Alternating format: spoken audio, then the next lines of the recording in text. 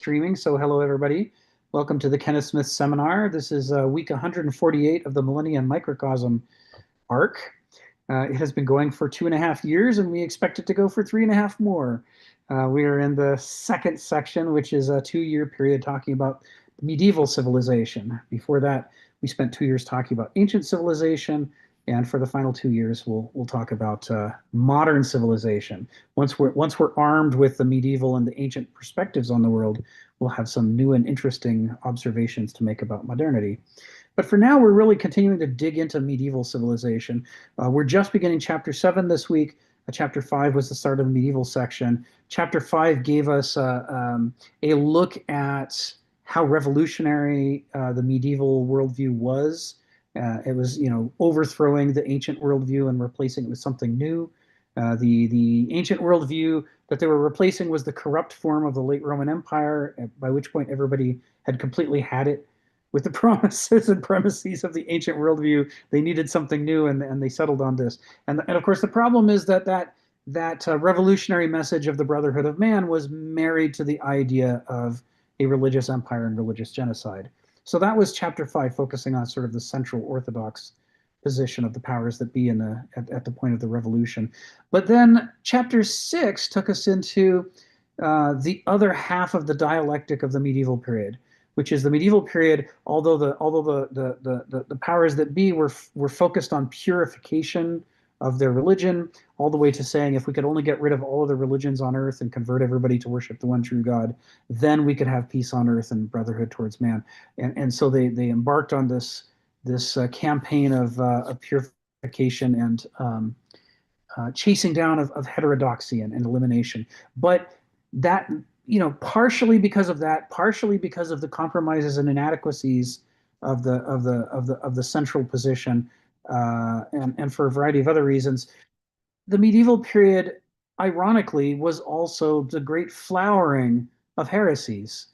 Just about everybody and their dog would be exposed to the message of Jesus. Compare that to the Orthodox position and go, well, I'm not sure that our power structure actually does honor the message of Jesus. And so, I would like to write some letters or books about what I think Jesus meant, or they would talk to Jewish scholars or Islamic scholars or others from the Silk Road and come back and go, wow, I think maybe, Jesus meant these things, or spirituality should be like this, or religion should be like that. And the central church couldn't stomp them all out.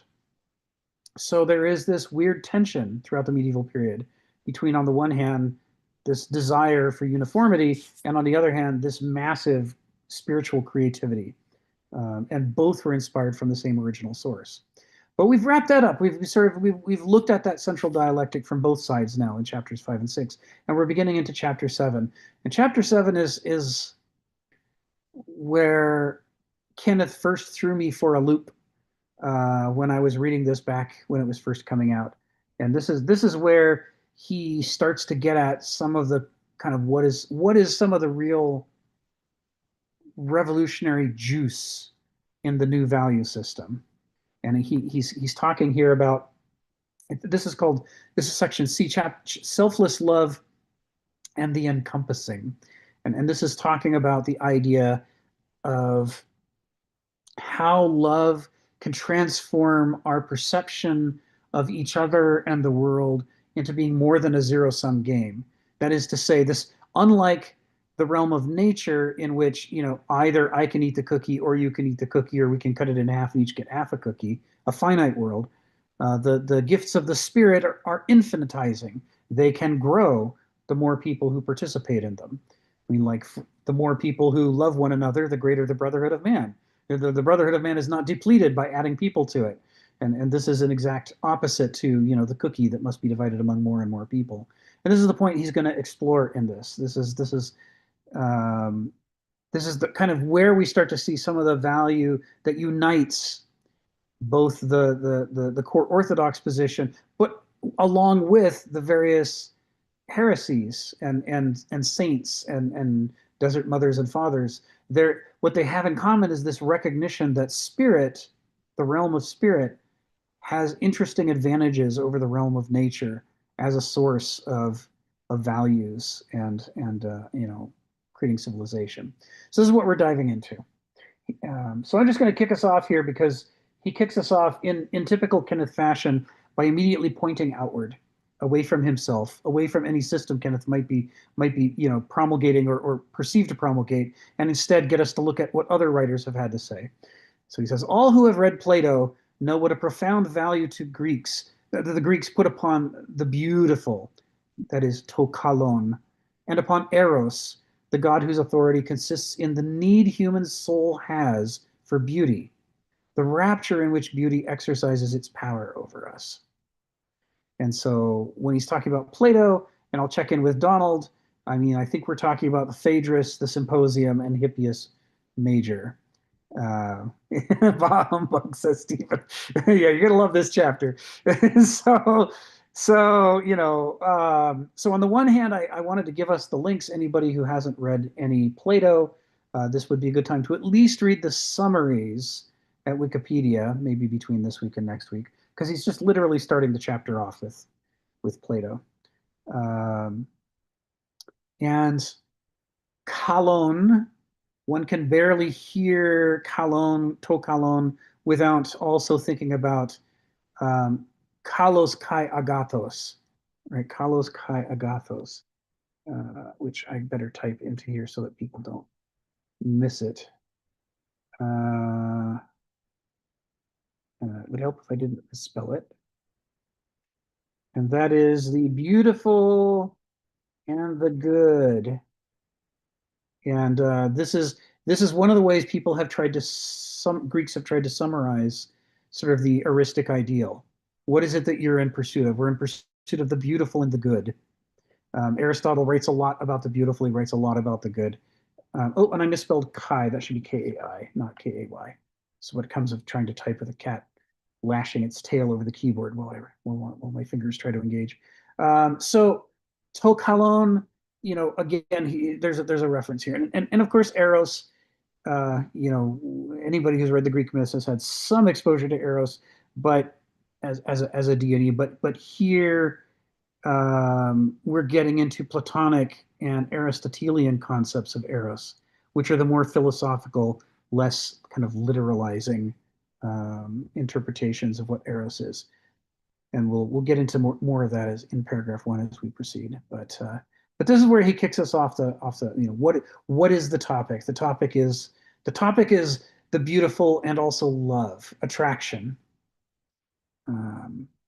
So this is how we get started. FM, I don't know who FM is, but I will admit them. Come on in, FM, whoever you are. Guess we'll see if that's going to be an issue. So then let's look at the rest of paragraph 1, and then we can break to talk about it a little bit. Starting with sentence 2, Plato understood the power of beauty as part of the intrinsic teleology of nature, the psychic tides by which we are swept toward what we most profoundly lack. That is what will complete us and make us whole, as every natural being instinctively desires to be an integral organism, whole, to be complete. And for this reason, does not just eat, copulate, and sleep, but indeed delights in these naturally necessary forms of recreation of its energies and morale. Eros is just such a need-driven love. The Greek language had several other terms for other kinds of love, philia for brotherly love, for example, and agape for a giving, generous kind of love. And this is where he wraps up paragraph 1. So there's a lot of stuff here that kind of wants to be unpacked. But it's things we've talked about before. So I'm just going to start by alluding to them, and then we'll see what people have to say about them. So he talks about the intrinsic teleology of nature. And with teleology, we're back in the realm of talking about how nobody just is what they are. They are also the fruit of their earlier selves and the seed of their future selves. That to be an organism is to be constantly unfolding new order from within yourself. Aliosis, he talks about in chapter 4, this process of shifting and becoming, mutatis mutandis, and that the concept of the changes in which we change, the directions in which we change on the one hand, and also the pattern of choices we make when we act, right? What is it that we are acting toward? All of this is sort of bound up in the concept of teleology.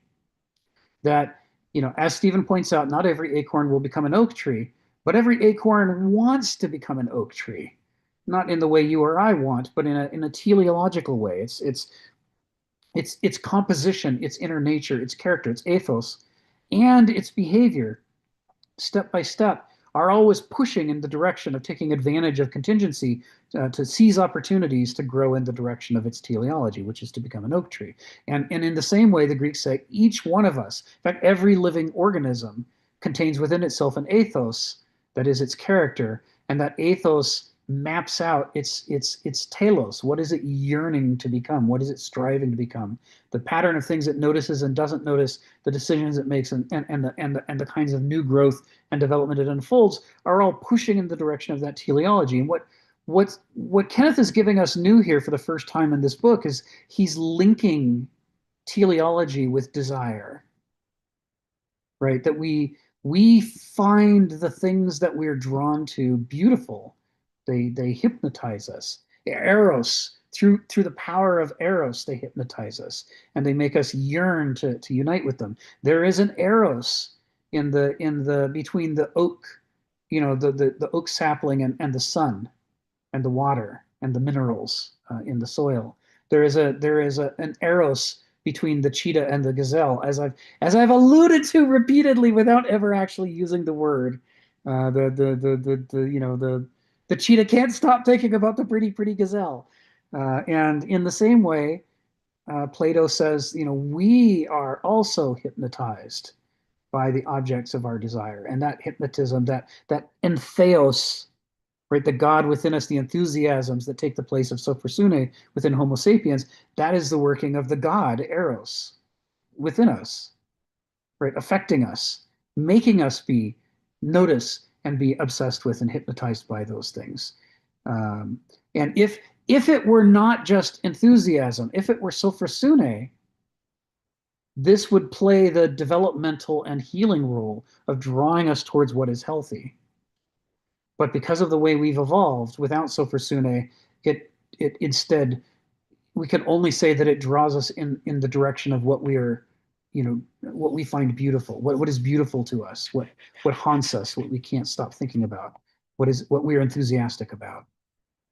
And the reason that whole structure of enthusiasm is in place is so that the cheetah can unite with the gazelle, so the cheetah can feed itself and its cubs. It needs to do that to survive. It needs that eros to survive. But of course, the problem for Homo sapiens is we think the things that we're obsessed with may or may not actually be good for us. Um, and the hope within the Greek religion was that Eros would at least sometimes make us be obsessed by things that are good for us and healthy for us. And Kenneth gives us really basal id-based examples of that. With eating and copulating and sleeping, things that every organism needs to do. Um, but but it can go well beyond that. It can include collecting Magic the Gathering cards. It can include watching old Star Trek episodes. It can include going to philosophy seminars. I mean, who knows what crazy thing is going to possess us and draw us out of ourselves to want to act. Uh, and I'm going to save the discussion of philia and agape and eros. Let's call on Phil first. Come off mute, Phil, and tell us what's on your mind. Well, what's in my mind is it's actually this issue. I have to eventually bring in echo in relationship to eros. Uh, it seems, like last Wednesday, I think I was in a meeting with on Leibniz, and you want to think in terms of not only the relationship with Jesus, but the transition of the Roman Empire from the Republic to the Empire, which happened about the same time. And one of the things I objected to was the uh, the Roman Empire as an empire objectified things in a much more concrete way. So in some sense, there is a relationship between what essentially is the relationship between existence and being, existential and being. And when I was in that meeting, people start talking about wrestling, and I was a little confused because when I start talking this way, I happen to be a good wrestler. So I just went on that train. And then I finally realized they were talking metaphorically of Jacob wrestling the angels. Okay. So I finally understood that they were not talking about my wrestling skills, which and then it was a metaphor for that. And the interesting thing is that even in my wrestling, I realized that when I was wrestling, even though I was very good at it, I remember, I actually had two Olympic champions that admire me and was working with me in some sense. So that was pretty high level, but they were kind of jerks in themselves. And this one guy, not the Olympic champion, but he pulled me aside at one point, wanted to give me some advice. He said, Phil, when the referee is not looking, you have to like secretly hurt the guy a little bit to kind of make them, in a sense, not want to resist in some sense. And I kind of thanked him, but on the other hand, I said, what kind of jerk is this? Like that's not what I want to do. And so I realized that that was actually the beginning of me withdrawing from wrestling itself. And when I did it, my wrestling coach understood because he realized I was kind of a different guy. I was taking philosophy and the arts and all that, and he just sort of like very nicely and let me go instead of talk me out of it. So in some sense, there's an aspect of it. You're transcending this existential condition into a kind of more spiritual condition, or you could say in some sense. So there is that relationship. And so when you look at it that way, then I was thinking back to the time that I was at the beach. I left some rocks, and and the kid, like the father was yelling at them, and the father was quickly gathering the rocks as and he was yelling at the kid, who was maybe not even quite 1 years old. Like I told you not to suck on that rock, I guess trying to keep him from swallowing and choking on it. And I thought it was kind of rude. He should have paid a little bit more attention to him. But I sort of was grossed out by that. I walked about 30 paces and I realized I made a mistake because the kid just handed me the rock, like the most precious thing in the world. He was just sucking over it. He gave it to me and I ignored it and I realized I made a mistake. The reason I realized I made a mistake was I prevented him from coming unto himself. Because if I helped him, I mean, in other words, Narcissus was so in love with the beauty of his body that he was unable to hear the calling of Echo to come unto himself, not unto Echo. Echo is himself reflecting that relationship. So in order to come into yourself, you are who you are, but the important thing is you are already who you will be. If you stop that relationship of hearing the echo within you call you unto yourself, then in a sense you become a static being and you're never going to come into yourself. And that's the important part of a dynamic relationship is they're always on the move because what you are opens up a horizon that you can move into yourself. Otherwise, you're stuck at just mere existence. So there's always that twin relationship. And I think that's an important relationship because wrestling, in some sense, struggled in that sense of wanting to come into yourself. But on the other hand, you already have the spirit, in a sense, to transcend that and say, wrestling alone does not quite do it. Hmm. You know, there's an inner spirit in order to come into yourself. That's why I gave up wrestling. I finally understood that they were using this metaphor that I was trying to be Jacob wrestling the angel, and that was not enough. And I finally understood that. I think that's exactly what civilization is about. I think that's what Hegel is talking about, for civilization to come unto themselves, to evolve rather than be static. So that's my thought about in some sense, uh, narcissus and love. But the love is not only the love for others, but a love for who you could be. Because only then could you, in a sense, incorporate your relationship with others. That's it, Phil. Thank you, Phil. Stephen, come off mute and tell us what's on your mind. Yeah, it's having trying to point or something out to somebody, you know. They keep on saying, you know, they talk about, you know, they're an atheist, and they keep on saying, you know, people believe in the sky daddy, and it's ridiculous. You know, this is this little atheist line he has. Fair enough, but how can people believe in this stupid sky daddy?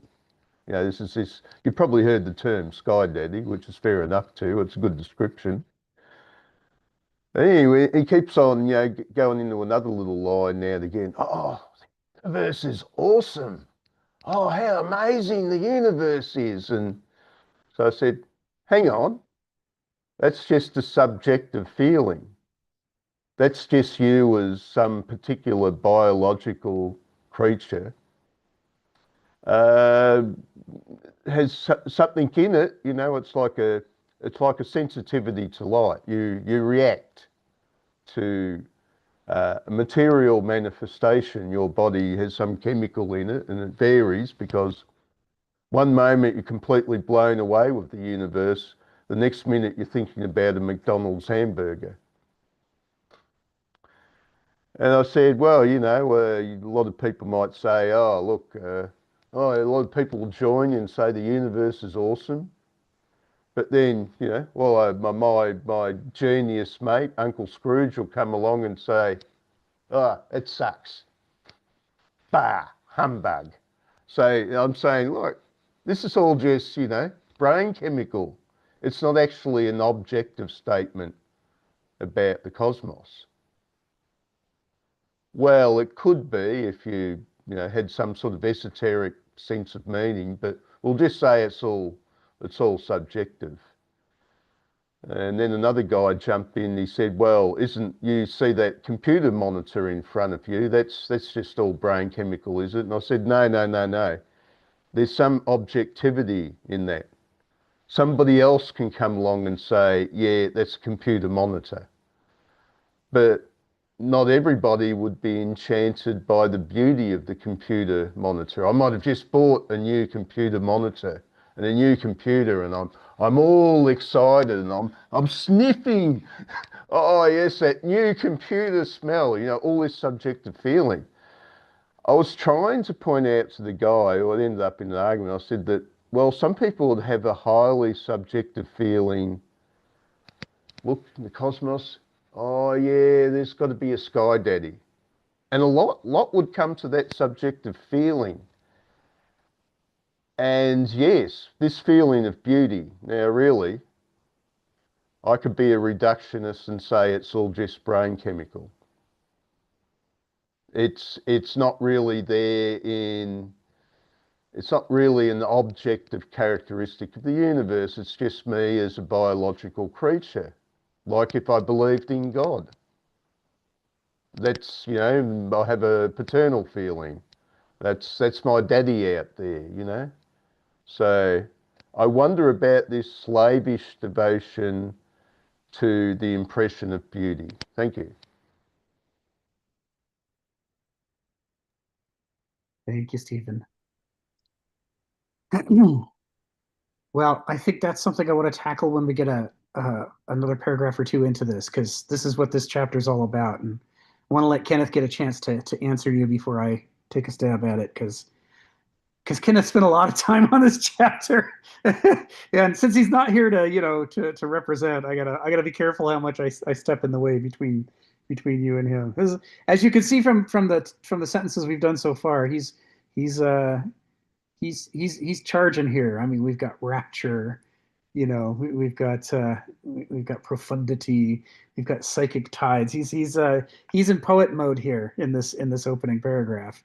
Trying to evoke for us how excited, what he's setting up for us is how excited the early Christian revolution was about the power of love to transcend the value system of the ancients.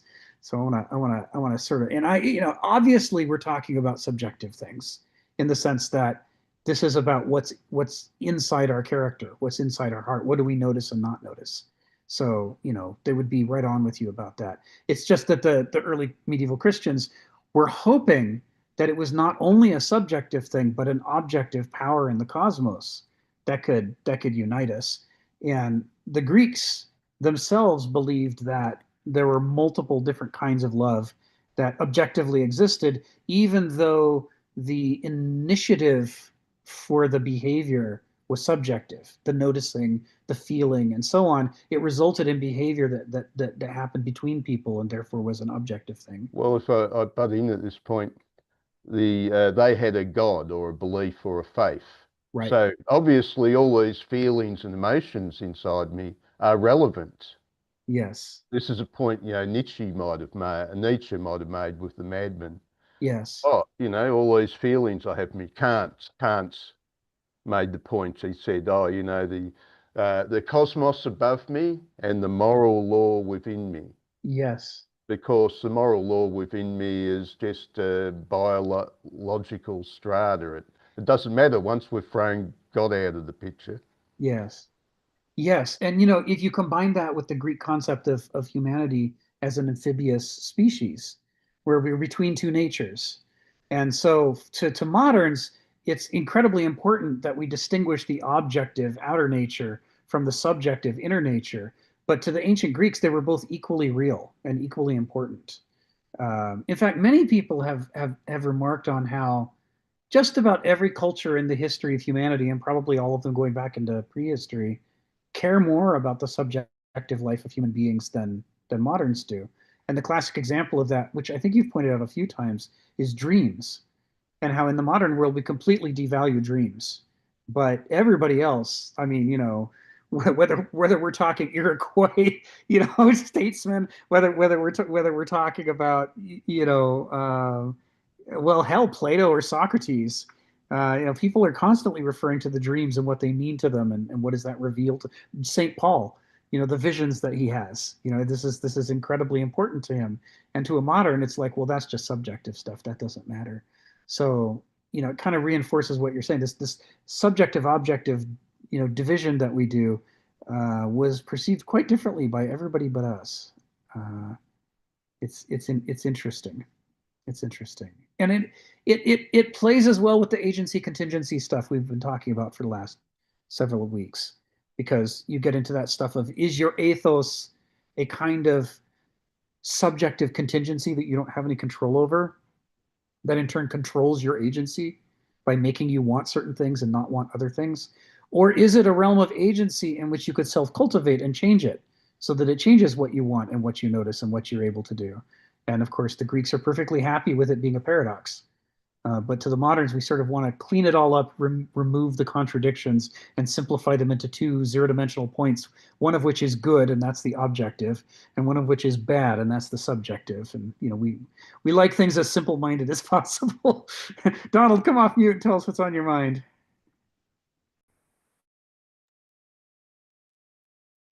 Well, Stephen sort of pointed at I think, the difficulty in his own position. These brain molecules are objective phenomena within an organism that exists in nature.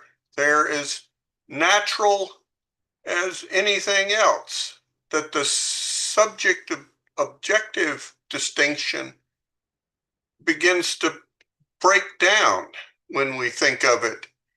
And I think Kenneth, I don't know what he would say, but one of his recurring things is, what do you find about, what can you learn about the infinite by studying the finite? That these things which are within our character, the desire for completeness and the role that human activities drive us towards this end of in some sense, and completing ourselves, those, gosh, that, if it occurs in 9 billion people, maybe you would say it was objective. It's a real phenomena in the world, as worthy of study as gravity or muons or whatever else.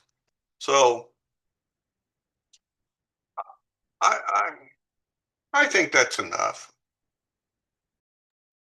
Yeah, it's good, and I'm sure Ari would be applauding you if you were still on the call. He may rejoin later, but he likes to talk about the neurotransmitters that are involved. And science is at the point where we're literally studying the neurotransmitters that are involved in some of these feelings. And no modern kind of neurologist or biochemist would accept the proposition that dopamine doesn't exist, that it's not objectively real, despite the fact that it's mediating a set of reactions and feelings that a modern might typically call subjective. The thing itself is clearly objective. I mean, we've mapped out its structure. We know exactly what its structure is, and we're mapping out how it affects the body and the psyche. But yeah, Yeah, it's tricky. I mean, I think you have to. You probably don't want to say that love isn't real, Right. because that's a phenomena that every individual has probably experienced in themselves. I have to butt in. Oh, Love is what sure. it, I called you a name there, Steve. Come and get him, Stephen. Yeah, I I, didn't think I was going to escape unharmed. love is what a fly feels when it sees a pile of horse manure. And that is the working of the god Eros, right? I mean, and I just on behalf of all of us on this call, may I just say we count our blessings that Eros has chosen to fire different arrows into us than he does into a fly. I much prefer my object of affection to be something other than a pile of manure. But yes, I'm sure you're right, Stephen. I mean, especially if you've read the lyrics to Beethoven's Ode to Joy, and he talks about even the lowly worm feels joy and love, and you're like, yeah, I'm sure it is entirely in keeping with the Greek perspective that you know Eros has fired his teeny tiny arrows into the fly to make it look at the pile of manure and say, "You are so beautiful. I just need to unite with you." Ah, Eros. I mean, certainly the Greeks did not mind having Eros making fools of people by having them be, find affection in wildly inappropriate things. I mean, isn't it Pasiphae, the wife of Minos, was shot with an arrow from Eros that made her conceive of her great lust for the bowl from the sea, which of course gave us the Minotaur. So Eros was a Bugs Bunny kind of figure, always creating mischief. Uh, but yes, okay. Well, now, Stephen, I'm just never going to be able to think about flies and manure again without a teeny tiny little Eros bow firing teeny tiny little arrows into billions of flies. And you get love, and you get love, and you get love. Love for all of you. Phil, come off mute and tell us what's on your mind. Well, what's on my mind is something very much related to this, and but it's very personal. When I was still, I was actually at this point teaching at Kansas State, and I was still doing my sort of like anti-painting phase. Had not moved beyond that yet. I remember once I uh, went into the studio, I somehow was thinking of hanging my painting up to see how it looks. And the thing is, when you're not hanging in a museum or something, that doesn't have to be a certain height, but it has to be relatively near that height. So I thought I would just hang it, but then I asked myself, yes, but I have to put it somewhere, even though it could be any number of places high. And I thought about it and I thought about it and I realized I should hang the painting up at 7 feet 8.5 inches high. And so the reason I thought that was I realized at that time the world high jumping record was 7 feet 8.5 inches. And I want to remind myself that every time I went into my studio, if I wasn't willing to give the kind of effort to transcend my abilities in some sense, or at least attempt to transcend my abilities, I might as well give up because this guy just asked a very stupid question. How high is high?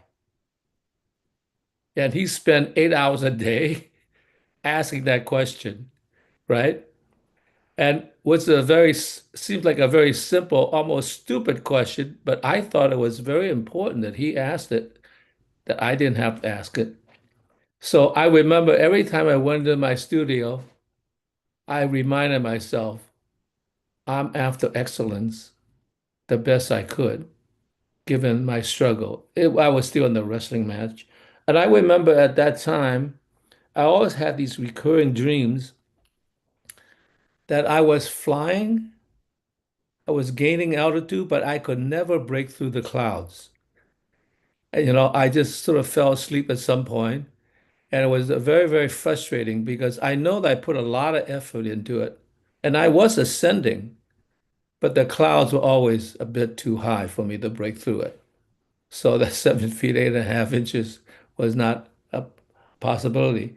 I remember years later, I was well, there couldn't have been years later. It must have been earlier because I was at this point. No, I was years later. I was dreaming of something. I remember I was at Berkeley, and I remember that I was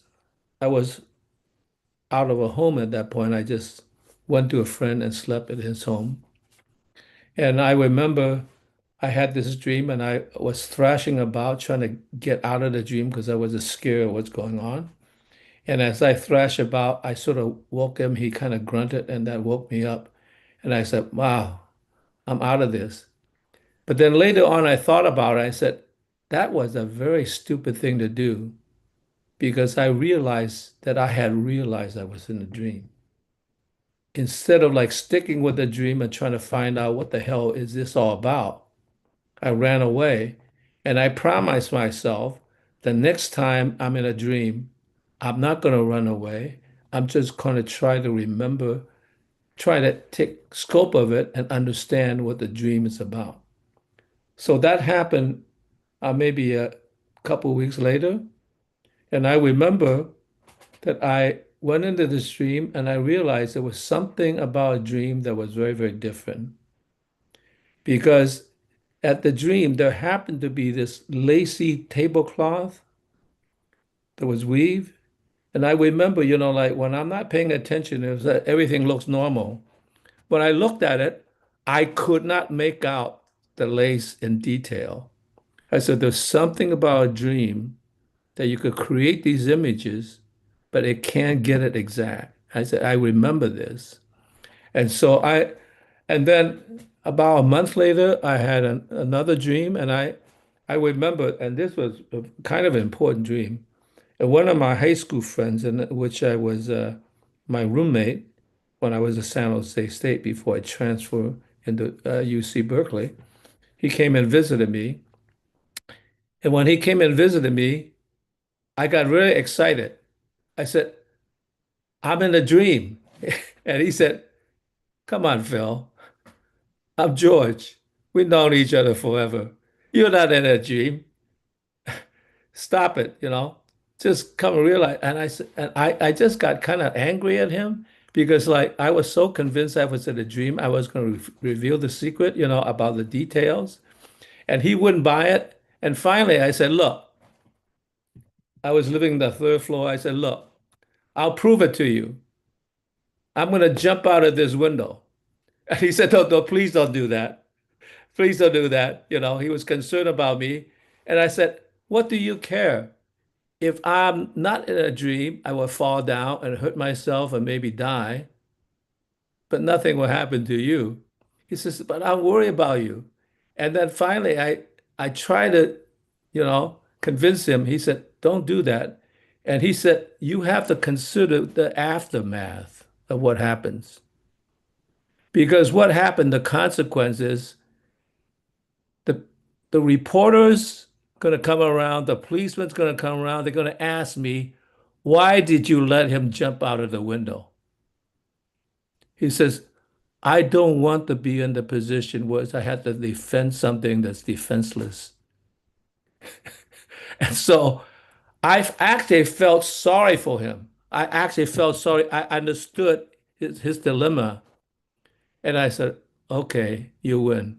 I'm not going to jump out because I actually felt compassion for him about the aftermath of what he has to face. And that's when I realized that I actually had compassion in my dream because I could have just jumped out of the window and proved, and he have to say, and the reporter say, some crazy Chinaman jump out a window, flapping his hands, says, I'm in a dream. So that was very interesting that I actually could take on a kind of semi-transcendental compassion for others in their quandary because I could have easily done it because I knew I was in a dream, but I actually felt so bad for him that, and then a couple of months later, I asked him, did you come to Berkeley to visit me? And about the dream? He said, no, no, no, Phil, that never happened. So it didn't happen, but nonetheless, the dream was very real to me because, that realization that I actually felt for somebody else, that I could just give up what my wanted to prove was not as important as making him feel okay in the situation. So that's a very interesting thing that you will actually take in to your consciousness into your dream to a certain degree. And I think that creates a much more holistic relationship between conscious and subconscious, that relationship. Okay, that's it, Phil. Thank you, Phil. Great story. Sharon, come off mute and tell us what's on your mind.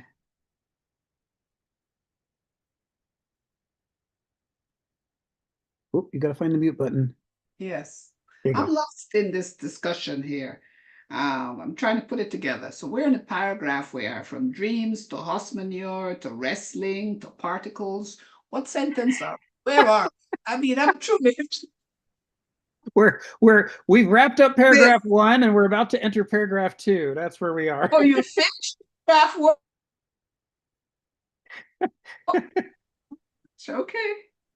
Yeah, it's part of how these seminars are structured. Is people are inspired by the text to talk about whatever it is they want to talk about, and sometimes it's right on the point, and sometimes it's a little tangential, and sometimes you're going to hop on and go, where the hell are we right now? And you will, and it's justified sometimes. I think we were with beauty, truth, and goodness. Yes. We're in that area, were we? Yeah, it was the subjective objective thing in which dreams came up as a representation of the subjective life, and that everybody but moderns values the subjective life as being real. So we're talking about beauty. So go ahead. The rapturous beauty exercises its power over us. Is that where we are? The third sentence, or you finished the whole paragraph? We've actually wrapped the whole paragraph. We ended by where he says there's several other terms for different kinds of love in the Greek language, and I into the chat I dropped a link to the Wikipedia article and listed some of them there: agape, eros, philia, storge, philautia, and xenia. Well, here's my story. So it's 1964, and I'm 12 years old, right? And I go to a very conservative British school. We've just shed the boundaries of colonialism in Jamaica, but not really. We became independent in 1963, but the infrastructure is still there. So we're having a class on sex education. Now, this is a single-sex school, 200 of the brightest girls in the island. And we have a Presbyterian minister, and he comes and he tells us about his 5 types of love. And he focuses on eros and agape. So I go home, and as usual, we're having dinner. So my father says to me, so how does the sex education go? So I take out my little paper and I'm telling him this. And he looks at my mother and says, you better have a talk with this child. It's no sense at all. Right? It's not what she needs to know. And that was my first introduction to the different types of love. Yeah. That is hilarious. Your dad's like, okay, all these different kinds of love are all well and good, but this is not going to help with your sex education. Oh, fantastic. So, before we dive into paragraph 2, I just want to point out, one of the, he talks about philia for brotherly love, but also, I talked to Kenneth about this. He hadn't read any of F.M. Cornford's works. He'd read Gilbert Murray's, and he loved Murray's work, and he recognizes that Murray's part of the triumvirate of the Cambridge ritualists, along with Gene Harrison and F.M. Cornford. But he hadn't actually read Cornford. So what we could supplement in this final sentence is that philia is not just for brotherly love, but as Cornford points out, the Greeks thought philia is the feeling that makes it possible for diverse people to come together and form the larger organism, whether it's a family or a clan or a tribe or a polis. This is going to the question that Stephen started asking in year 1. That's the centripetal force that pulls the chaos of people together into a cosmos, is philia. And therefore philia to the Greeks has a much bigger resonance than you would think from brotherly love. As important as brotherly love is to the Greeks, philia is this power. And that all warfare, all civil strife, domestic strife, you name it, it's the breakdown of the fundamental force that's required to hold us together. And philia, therefore, is the opposite of neikos, Neikos. Neikos is the centrifugal force that resentment, hostility, jealousy, all of the things that lead us, toward eris, towards strife. That's neikos. And that neikos and philia are in a perpetual dialectic with each other in the course of human affairs. And if what we want is enough philia to hold us together, but not so much that we forget to compete with each other and to take an interest in bettering ourselves. The Greeks were really big on envy as potentially a good thing. You look at a faster runner, your reaction shouldn't be, I should kill that guy so nobody's faster than me. Your reaction should be, I should try to run faster. It's like there's the destructive competition and there's the constructive competition. And the Greeks thought the constructive competition was incredibly important, and that was a big driver for civilization. So this destructive versus constructive plays into philia versus neikos. Constructive competition, when Stephen makes a great point and I'm envious and I wish I'd made that point, and it urges me on to do better, that is competition channeling into philia. And therefore the health of Stephen, the health of myself, and the health of the larger organism are all being served by that kind of competitive spirit. But conversely, if Stephen makes a great point and I think I'm never going to make a point that great, I got to get rid of this guy or I'm going to keep looking like a fool, that's destructive competition, and that's channeling into neikos, which is, it's bad for Stephen, it's bad for me, and it's bad for the larger organism of all of us. And so that's opposed to sophrosune. And so the Greeks don't have conceptually, the Greeks don't have much trouble understanding that competition is sometimes good and sometimes bad. It all depends on if it's feeding philia or neikos. They get that. So all of this stuff, love, that means, when you think about all that stuff that ties into, love is a very complicated subject for the Greeks. They don't just have a bunch of words because they're, making fine distinctions, but they're seeing this built into the very architecture of politics and, character and everything else. Everything that has to do with how our species survives or doesn't survive is all tied up with these issues. So I'm delighted that Kenneth's giving us this chapter. So let's dive into paragraph 2. Building off agape. It was, of course, agape that Christianity took to heart as the highest or most spiritual form. Greater love hath no man than this, that he lay down his life for his friends, John 15:13. And love thine enemies and do good, and lend, hoping for nothing in return, and thy reward shall be great, Luke 6:35. For simply and starkly put, God is love, 1 John 4:16. And if we love one another, God dwelleth in us, and his love is perfected in us, 1 John 4:12. So, a little shotgun blast there from Kenneth of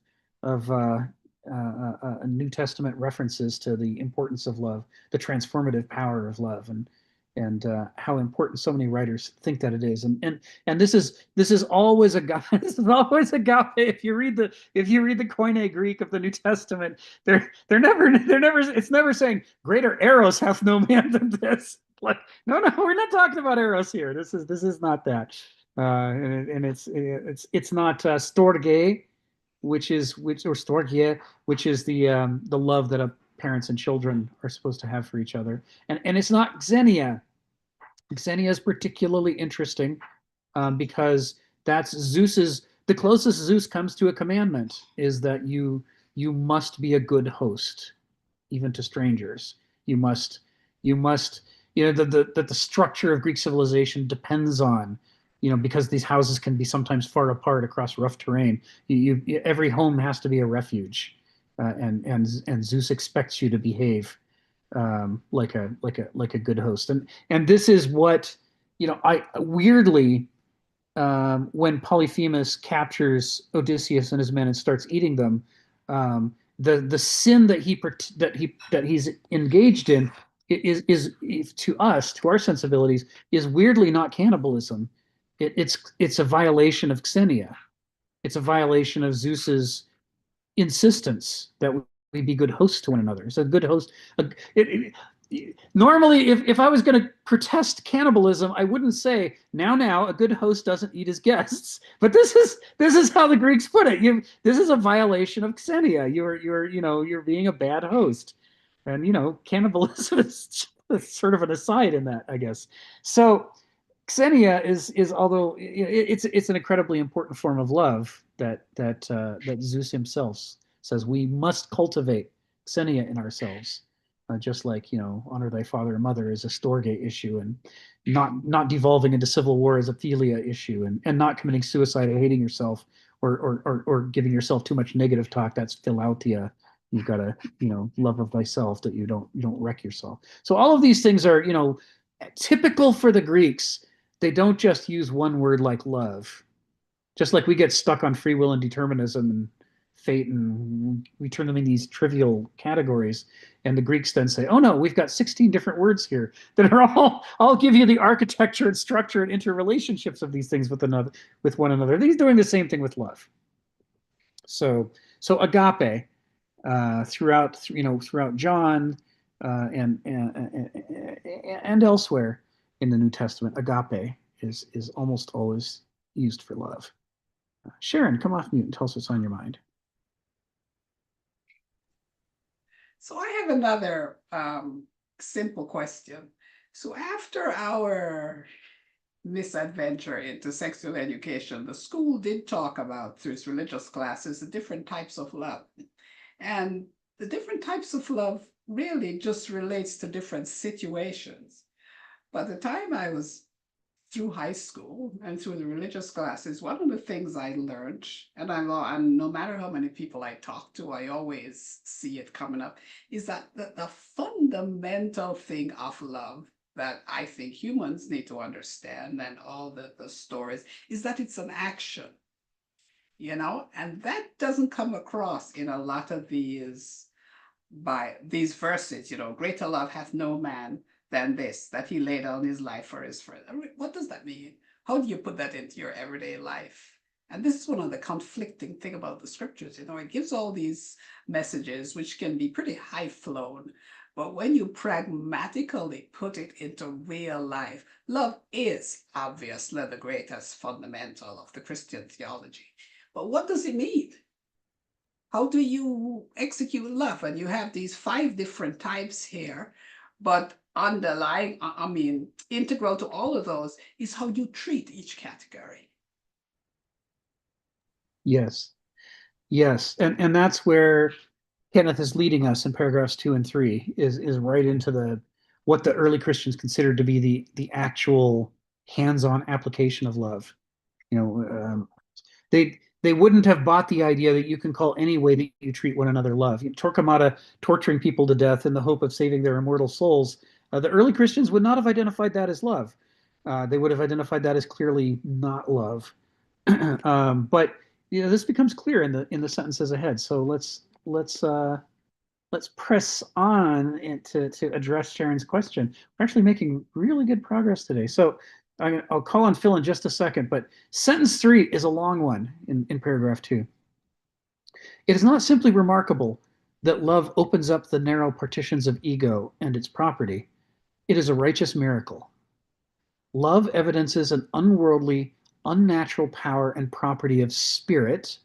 And Sharon has asked about soul and spirit before. Now we're in this second section of his book, we're going to get into spirit in the most detail that Kenneth has covered it.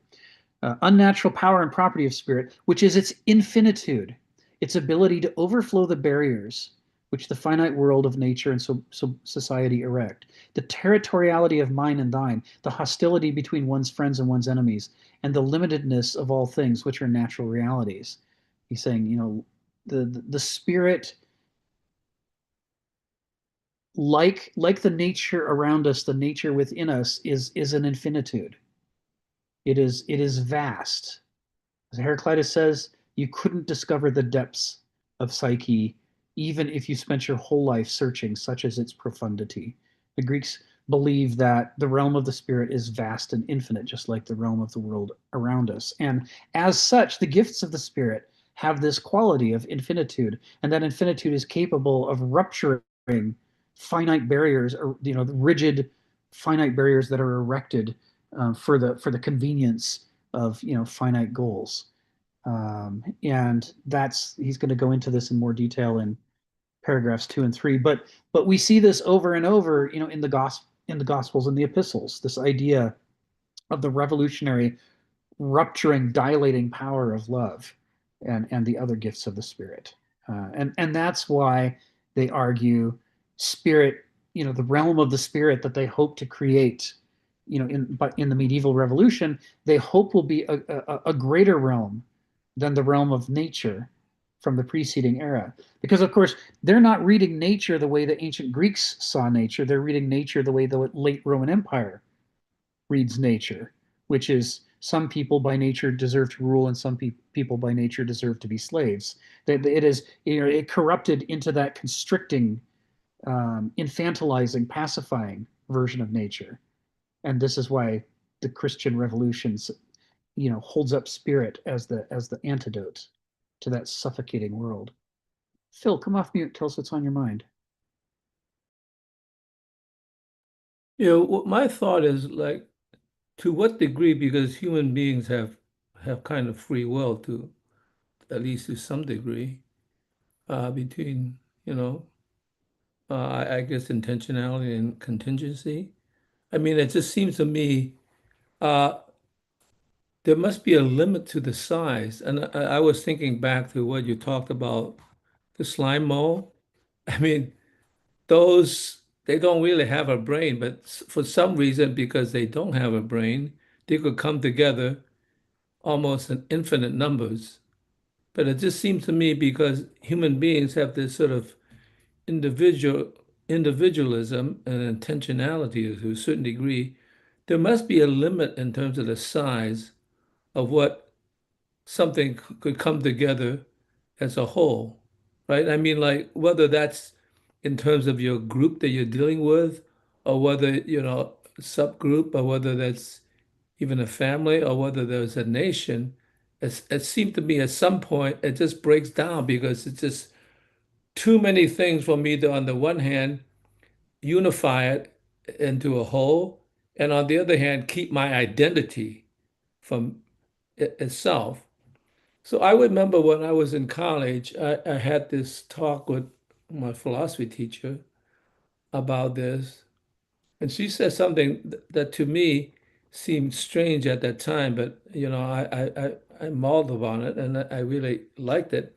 She said, Phil, at some point in your life, somebody's going to do something that's totally unexpected to you. And there's nothing you could do but possibly just give him a small thanks because he doesn't have any intention for you to return it. Because basically, we have a transactional relationship, you know. You come to a party, you bring a gift. There's almost a ritual relationship in terms of transaction to seal down the relationship. And she's sort of saying, yes, because what this person did is that they are transcending this transactional relationship. And they're just doing it out of the goodness of their heart, and they don't expect anything from it. And so they have transcended that spirit to want something in return, like a thank you, no, like, could I, you know, build your fence for you, that kind of stuff. No, I think in some sense, I haven't got myself quite to that point, but I do still admire that in the sense that you could somehow float above that transactional relationship that nails down, a relationship because you are somehow above that fray. And that seems like a very, very interesting thing to me. And I wish I could, really enact it in my life uh, to the degree. And to a degree I have, but I know that there's always a limit that I have to say, oh, I have to watch out for myself. You know, if I give too much money to Ukraine, I'm going to run out of money. So, in some sense, it's like there there seems to be something because we don't have God or something transcendental to nail that down. It has to be just our spirit to do it, and that's a hard thing to do when you're existing in a world when you have all sorts of enemies that want to take advantage of you. You have to watch out for yourself.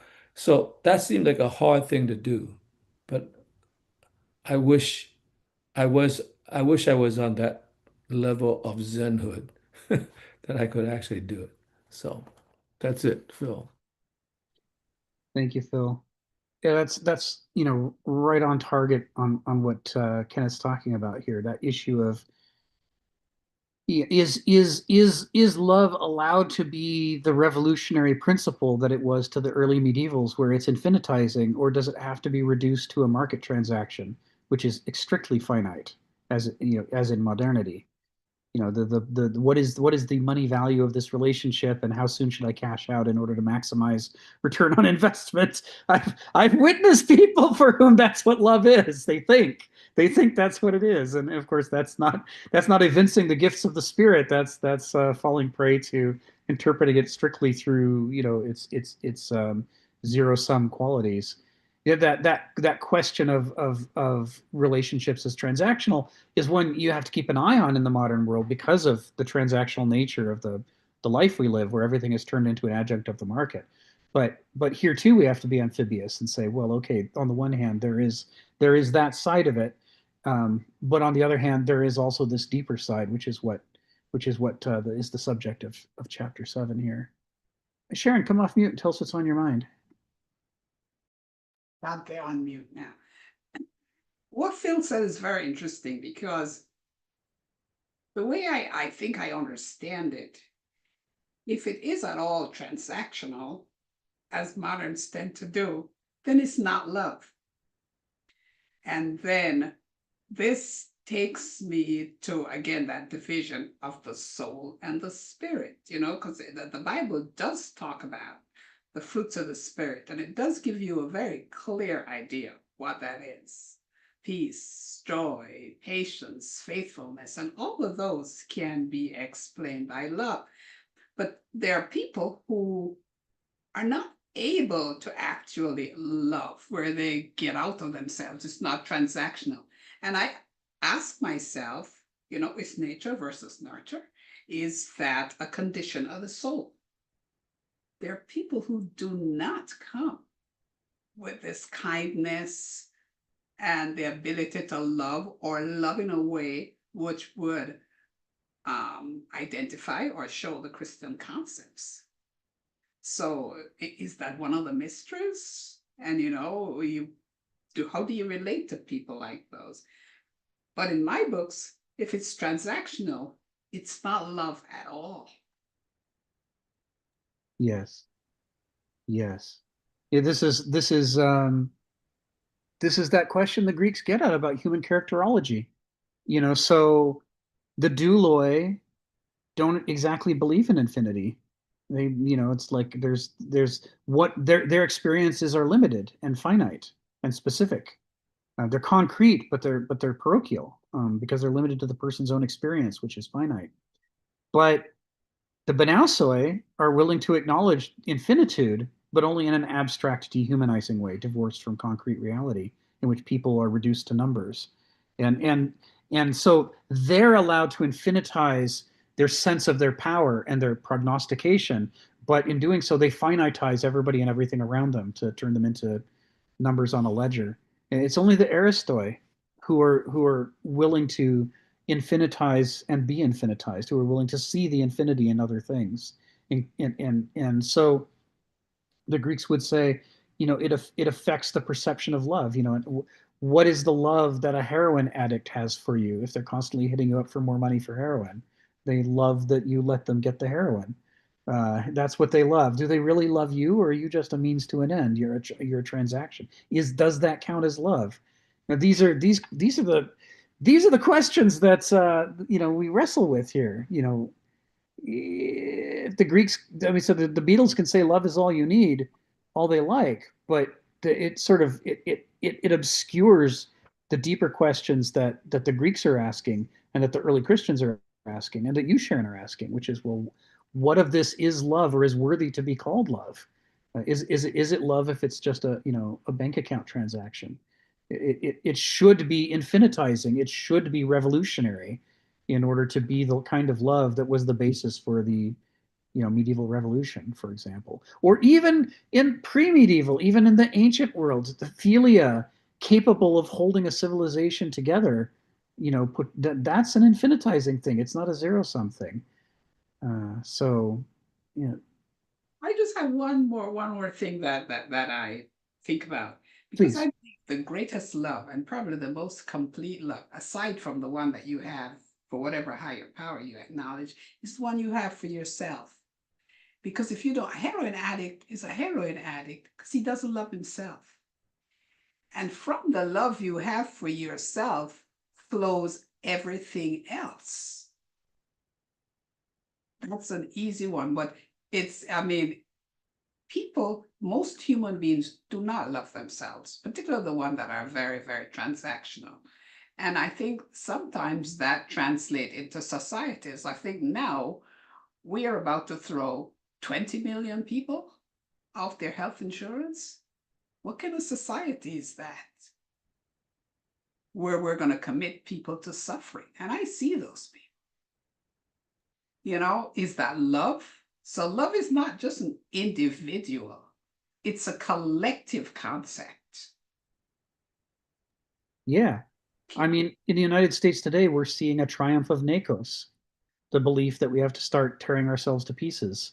And we saw that before in 1930s Germany, this idea that we can't be a whole, that we have to split off parts of ourselves in order to create a smaller instead of forming a greater union, right? The goal is to form a lesser union with fewer people in it.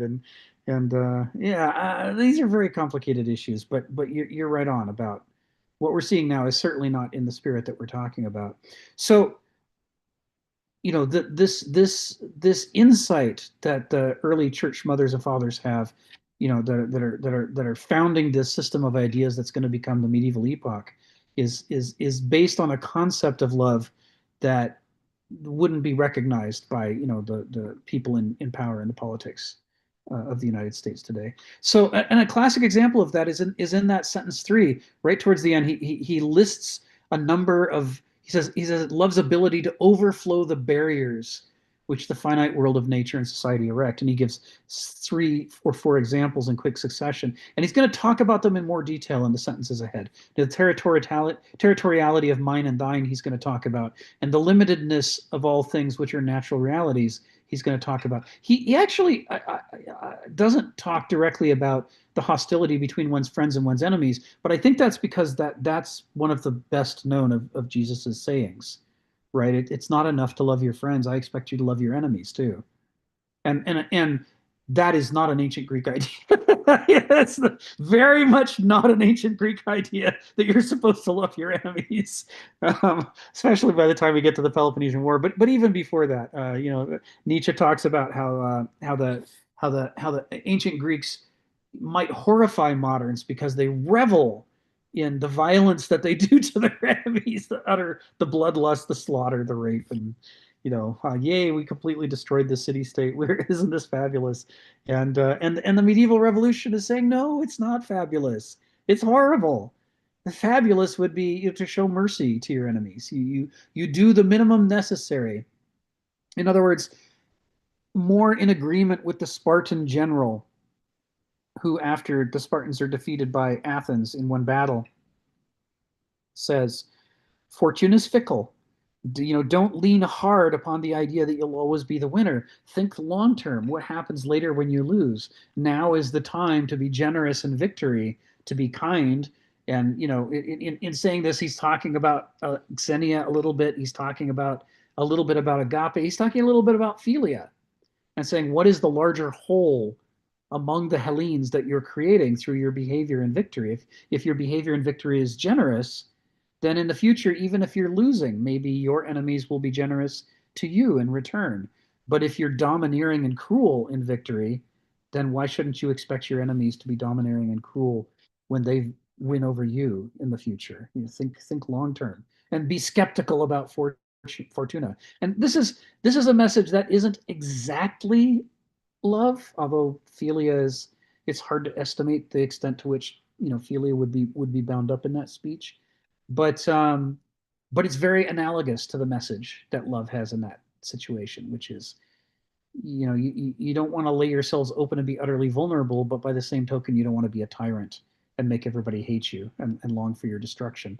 Otherwise the rebellion rises up and blows up your Death Star, and that's the end of your empire. Phil, come off mute and tell us what's on your mind. Yeah, I previously mentioned there must be a maximum size in which you could hold a society or group together.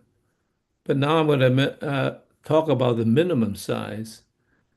How about a situation in which it's not some grand gesture, but just sort of some minor things that happen every day?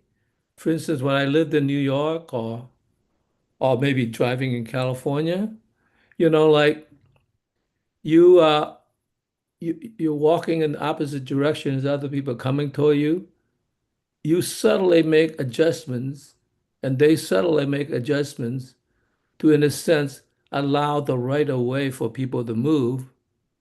That is gathering things together. Those very subtle things you do, and we do it every day, Like, when somebody you at the dinner table, they need the salt, you kind of point to it, they hand it to you. These are things that you just almost unconsciously do because it's just sort of something you do. How does that count in terms of that relationship that still holds the society together because we behave in such a subtle way that, in a sense, things don't go off the rail? Now, we see people, I often get mad at these people who, in a sense, cut in front of you in line, and in some sense, they're being rude and they're doing that. But most people are pretty good about trying to obey the social structure of rules that still hold things together. So how does that count in terms of these subtleties that we don't almost don't count, but they are very, very important in terms of creating a structure that still holds together? You know, imagine you went to a rally and the people on the opposite side, and instead of going into battle, you kind of let them chant their thing and you do your thing, I mean, you're still obeying some kind of rule without going into like armed battle. I mean, that's the kind of important thing too. And I remember remember when I was late for a meeting, some women was ahead of me, and it was like a 35-mile zone, but she was going 25 when most people would go 45 there. So I passed her, and of course the race was on, and I, and and I tried to maneuver in such a way to do it. And then finally, what happened when we entered the freeway? She tried to pass me on the edge of the road. I could have easily ran her off the road because I had the right of way. But I gave in because I didn't think it was worth it to make her get injured because I had the right of way, just because we were in a competition. That's one of those, well, that's not quite as subtle as that, but it's something that you back off because even though you have the right of way, you have the right, she's pushing it, like, no, she has the right to be a living human being. So you give the right of way, even though in a sense, you let her win. But don't how does those things count in terms of knitting a society together? Because we pretty much all do that in a subtle, unconscious way without thinking, like, yeah, I'm gonna give this person a right of way, even though they're a jerk, you know. So those things are kind of important in terms of knitting a society together as well as these grand gestures of doing some good and walking away and never think about it, don't even ask for thanks and all that. So those are very different, but they still knit things together.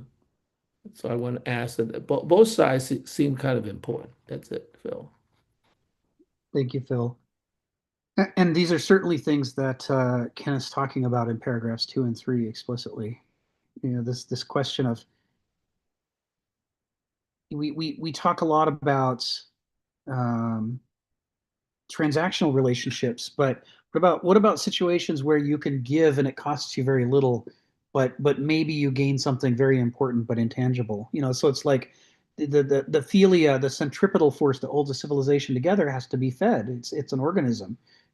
People need to invest in it, and so you look for opportunities to pour some into it and let it get stronger so that it'll help to hold the society together. And you especially want to do that when it costs you so little. It's like all you have to do is not drive like a jerk, and it'll help avoid a terrible accident that would help rip the neighborhood apart. You see these possibilities. He talks more in paragraph 2 and 3 about people who give a lot, knowing that they're never going to get anything back, but doing it because they care about the larger organism that we're trying to create together. I see Sharon wants to put something Yes, in on this. because Go ahead, I Sharon. wanted to thank you. I think Stephen had his hand up. I just wanted to kind of respond to the question that Phil raised, because I think Kenneth Smith kind of talked a little bit about that when I think it's in the fourth sentence of the paragraph where he says, "It is not simply remarkable that love opens up the narrow partitions of ego and its property. It is a righteous miracle. Love evidences an unworldly, unnatural power and property of the spirit, which is its infinitude, its ability to overflow the barriers which the finite world of nature and society erect, the territoriality of mine and thine." And that's what he's talking about. So you could pass her, but it's not a big deal if you have some place to go. It's not an improper action. It's just your intention for that moment, right? It's not a love. And then the other question I have is, road rage is a very common thing here in America, and I almost ask, I guess in the Greek time, they called the society the polis. Am I right about that? Right? The gathering.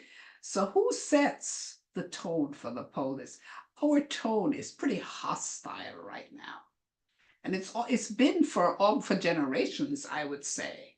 You know, this is not a kind society, right? And that's just the way it is. And so it's difficult for you as an individual to navigate it. We have all these prejudices, you know, black, white, girl, boy, sexual orientation. All these things are negatives where you don't see an individual as just trying to navigate this life, right? That's one point. The second point I wanted to talk about was when I was trying to figure out the horse manure question. I think Stephen brought it up. Eros is probably the most exciting romantic love of all the definitions of love. And it's in my eyes, it's a chemical trick designed by nature to ensure propagation of the species, because you actually lose your rationality when you fall in love.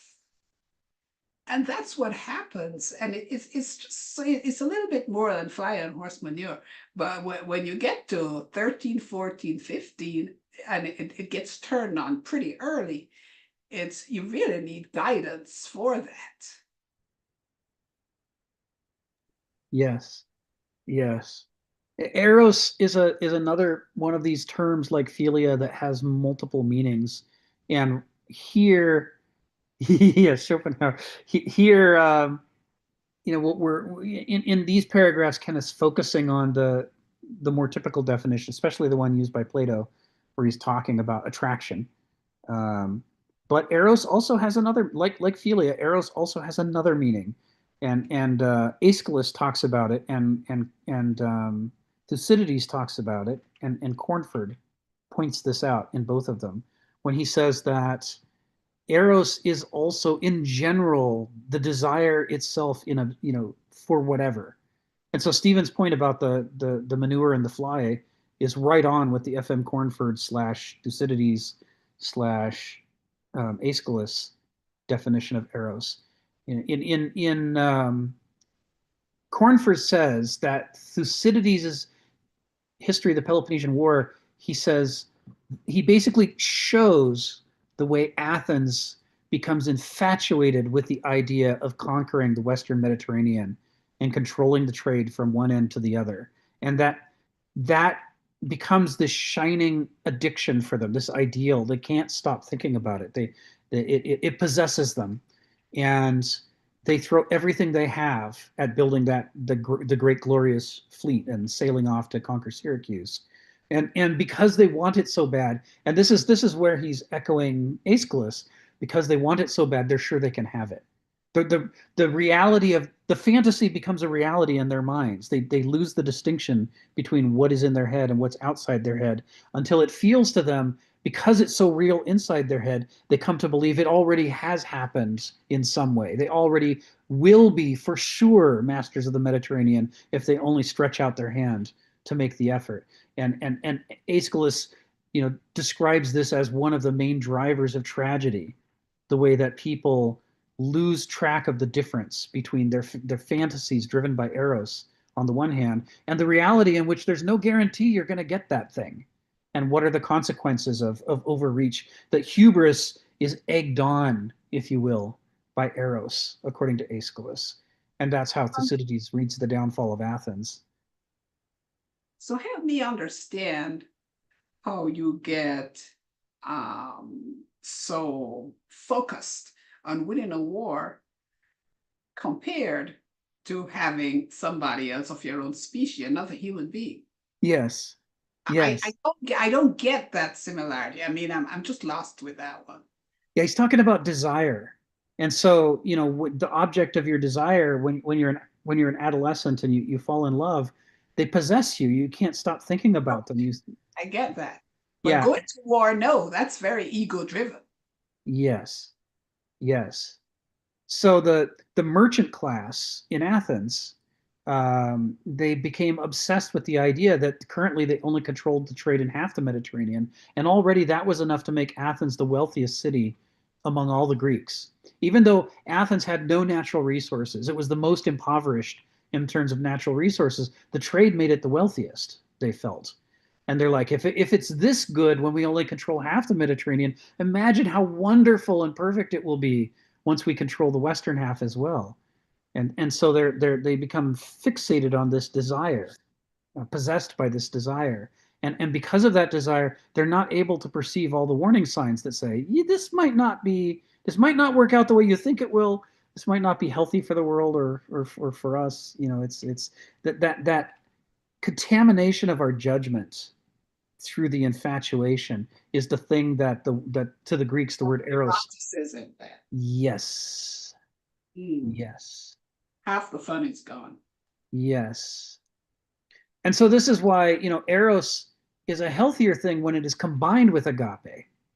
When you don't just want to possess the other person, but you also see them as a person, as somebody that you want to be happy and healthy. Then you're talking a healthier kind of love than if it's eros alone, which, can culminate in terrible things. So, yeah. The Greeks had this weird ambivalence about love and hope and all these other things that we as moderns tend to think of as wholly good. They're like, it can be good, but also, the merchant class in Athens hoped to conquer Syracuse. Hope is another persuader that can persuade you to do things you really shouldn't do. And so they see these things as double-edged swords. In a way that we don't always. And this is, by the way, this is probably why, he opens up paragraph 2 saying that the Greeks focus on agape. Sorry, the Christians focus on agape as the basis for their new revolution, not on eros per se. Right? They're like eros they've been Hellenized, these authors, and they see that eros is a two-edged sword, and sometimes it's good and sometimes it's bad. But they think agape is maybe all good. Maybe there's no downside to agape. And so that should be the foundation on which we build our new civilization. Stephen, come off mute and tell us what's on your mind. Well, in my old age, I've discovered I've given up on girls, but I still love food. But anyway, back to manure. There's a little, I was reading some line back in the 16th century, a couple of big bods from London, who of course worked for the monarchy and got their big landed estates. And, they're walking down one guy's estate together. And he's got these huge piles of manure going along the road. And then the smell, oh, that smells so sweet. It's so lovely. Look at those huge piles of manure, being in part the farmer. Oh, this lovely stuff is going to green my farm and make me rich. So he's in love. He appreciates the aesthetics and the sweetness of these big piles of manure. But anyway, that's one thought for your mind. I was going to bring up the other point. I remember this spy saying, back in 1989, when we're going to live in world peace forever and there will be no need for spies anymore. He was saying that, you can corrupt anybody. He was saying that, but it depends what. With some people, it's money. Other people, it's prestige and power. Another person, it's a beautiful Russian spy. And he said, everyone's got this weakness. So love, in this sense, is a weakness, isn't it? And of course, I was thinking, oh, that's really brilliant. That's really clever. And then I thought, well, this sounds a bit like the judgment of Paris. Okay, Paris, what's your angle? What can we corrupt you with? What can we bribe you with? And oh, well, it was the trophy wife. And, one of the other goddesses offered him wisdom and power. So I think it was Athena was offering the qualities that would raise him amongst men. That, oh, you've got wisdom and, you've got the qualities of a great leader. And then another of the goddesses offered him, the wealth of Midas. And of course, well, Menelaus was very disappointed he had lost his trophy wife. He had some nice digs, the best chariot in the neighborhood. And his trophy wife has gone, what the hell? And of course, his brother Agamemnon is the big dude who's, looking after all the Donald Trumps of Greece. These big dudes that, like to be big. So I'm just wondering, out of this issue of power, love, well, sexual love, and money, how does this all work in, the attraction? We're talking about attraction here, so is attraction the common quality of all this? Thank you. Thank you, Stephen. And that really explains why it is that the Greek authors of the New Testament are trying to steer their new revolution away from eros, which has this hypnotic power, this possessive power, and steer us toward agape instead, which is not characterized by by the enthusiasm, by the entheos, right? And so they think it has a greater capacity for you to treat the other person like yourself, like a person, and not just like an object of desire, and therefore it's less destructive. But all the the tragedies hit us over and over with the idea that yeah, things like attraction in and of itself is neither good nor bad. What the question, as Aristotle would protest, is to what are you attracted? Are you attracted to something healthy for you and for the world around you, or are you attracted to something unhealthy for you and for the world around you? And the problem with Homo sapiens is with the lack of sophrosyne, all we have is the enthusiasm. We've got no discriminating judgment to help us only be attracted to the things that are good for us. Um, and so the result is that all of our gifts are double-edged swords, all of them. All of the good things can also be bad things. It all depends on if we are wise enough or lucky enough to be pointed in the right direction, so that we express it the right way, a healthy way, or not. Yeah, it's round, Stephen. Thank you. Donald, what's on your mind? Oh, I just raised my hand so I could contradict whatever Stephen said. No. That's the spirit of the Trojan War. Thank you. Agonistic. Anyway, so much of the conversation today has reminded me of what a great moral philosopher Rocky in Guardians of the Galaxy, was when he says, "But what if I want it more?" Because quantity of desire seems to be the highest moral principle. But more seriously, I think in that sentence you just read from the second paragraph, where Kenneth uses love evidences an unworldly, unnatural power and property of spirit. He could have said lots of other things, but he said evidences, that it provides evidence of something, that human beings experience this, even though it's just brain molecules run amok, is evidence of something. It's part of that know thyself. And I think that's pretty important. This is the kind of argument, the one I talked about at the time too many times, the Kenneth's twist on ad hominem, that the object towards which someone moves tells you what their character is, that it moves against the man. And I think here, this is again, how do you find the infinite in the finite? Well, you need evidence.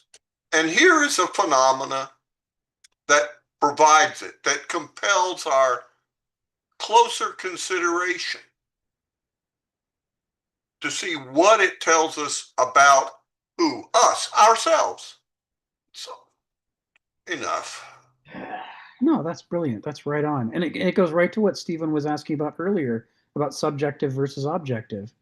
It's like this issue that you're supposed to know your own character, and yet your character is invisible and hard to get access to. Well, one of the ways you know it is by studying your own attractions and loves, because they evidence the inner character. You know, how do I know that my family is different from your families because my family has a problem with alcohol when I've never drunk in my life? Well, the evidence is all of the adult members of my family for multiple generations on both sides always reached for the bottle for extended periods of their lives. This tells me, this evidences the inner character that we have in common, that we share. And if it weren't for that, I would have just blundered into it the same way everybody else in my family did, right? You know, you mentioned this example a lot, and I don't mention it so much, but my family has a very similar problem Oh, on both my wife and my side. oh my goodness. I You didn't know know, that. well, I don't view it as the red badge of courage. You know, it's not a sign of distinction, but my wife and I had to have the talk with our children that you will drink. We can't stop that from happening. And not only that, you will find it's good, you know, but, you know, be aware. There are our family tree on both sides gets sprinkled with people who died from this, you know, and wrecked their lives and the lives of other people. And, I don't just talk about it all the time, but it, it certainly, you know, it's certainly something like you do. It's good. I think it's good that you talk about it, but it's very real. It's very real. Nobody should think this isn't, that, oh, my my my brother is my slightly younger brother is dead from this, but that doesn't affect me at all. you know, it's not true. It does. Yeah, your issue of evidences here, I think that making a point of that is powerful. So you're right. His choice of language, Kenneth, in his emails and his one-offs and his verbal conversations, Kenneth is a lot more free flowing, and he may or may not always hit the right word. But in these compositions that he does, when he's had time to refine and edit for publication, he puts a lot of thought into exactly which word is he going to use. And so the evidences part, love evidences a property, a power and a property of spirit. It is one of the ways that you can see into that hidden realm that the Oracle at Delphi assures you is one of the most important places to study. You need that evidence, and you need to follow up on it and see what it tells you. And you need to, like Maya Angelou says, when someone shows you who they are, believe them. You need to look at the evidence before you and believe this is giving you some insight into what the real character is inside, even if you don't want that to be their character. Or in your own case, even if you don't want it to be your character, you have a different self-image or brand that you love, but instead you look at your behavior and you see this evidence about what is actually in you. What most people do is they turn away and deny and rationalize. But the power is in not doing that, and in saying, I acknowledge that the vast stretches of my own character are unknown to me, and now I have some evidence about what might be in those dark areas, and I need to take it seriously.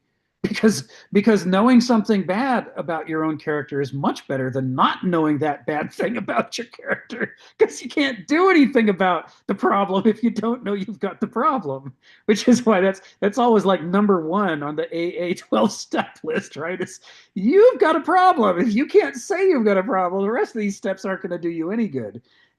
First you've got to figure out what the hell's going on in your character. So yeah, I think this is a powerful sentence. And of course, his focus here is that power and property is of spirit is unworldly and unnatural. It's not like dividing up a pie. It's not a zero-sum game. It's not the usual metabolism. It's not, as Phil was saying, it's not the usual transactional kind of thing that's involved here when we're talking about real love. There's something. Well, I mean, I can't say it better than he did. So, so with all that is set up, let's move on to sentences 4 through 6. Paragraph 2. Goods of spirit, and this follows up exactly on what Donald was just pointing us at. Goods of spirit are radically unlike goods of nature. As Jesus evidenced again, thank you, Donald, with the miracle of the loaves and fishes. And we'll just intercede to say part of the point that Kenneth's about to make is that for a lot of people, the point of the miracles is to show that they're following the right God. Oh, look, he can do magic tricks. I want somebody to do those magic tricks for me. I'm going to get me a powerful God, not one of those empty statue Greek gods that doesn't do anything for you for real. I want miracles in my life. And Kenneth is saying that is not at all the point of the loaves and fishes. It is not about, I get the goodies. This isn't Santa Claus time. If these few baskets had been no more than natural, they would have been depleted, as all natural and economic goods must be. Jesus did this not to perform a magician's trick, but to manifest the free-flowing inexhaustibility of spirits by feeding 5,000 people and then having more left over than there were loaves and fishes to begin with. This is not about the constraints on the catering trade. If you don't see Kenneth snickering as he writes that sentence, you haven't quite figured out who this guy is. I particularly like the snarkiness of that sentence. This is not about the constraints on the catering trade. It is about the qualitative or modal differences between different species of values.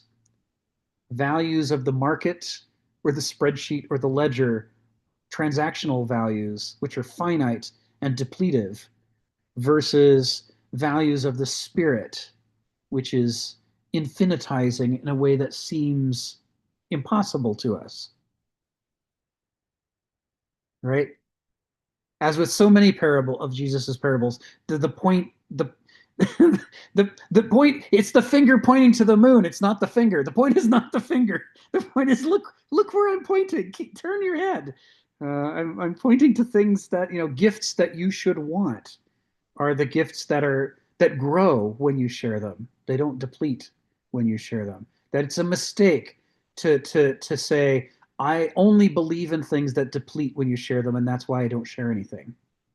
It's a mistake because you're missing out on all the biggest dimensions of experience. You're missing out on the biggest dimensions of value. And if the medieval, early church mothers and fathers are right, you're missing out on the basis of civilization ever since their revolution, which is it starts with this idea of focusing on the infinitizing because it has more scope for growth than focusing on the zero-sum game and how to, make sure that I get mine and you don't get yours.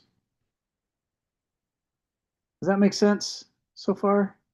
You can see where he's going with this. Well, we have a whole other hour to go, so why don't we dive into the third paragraph? Well, just before you go.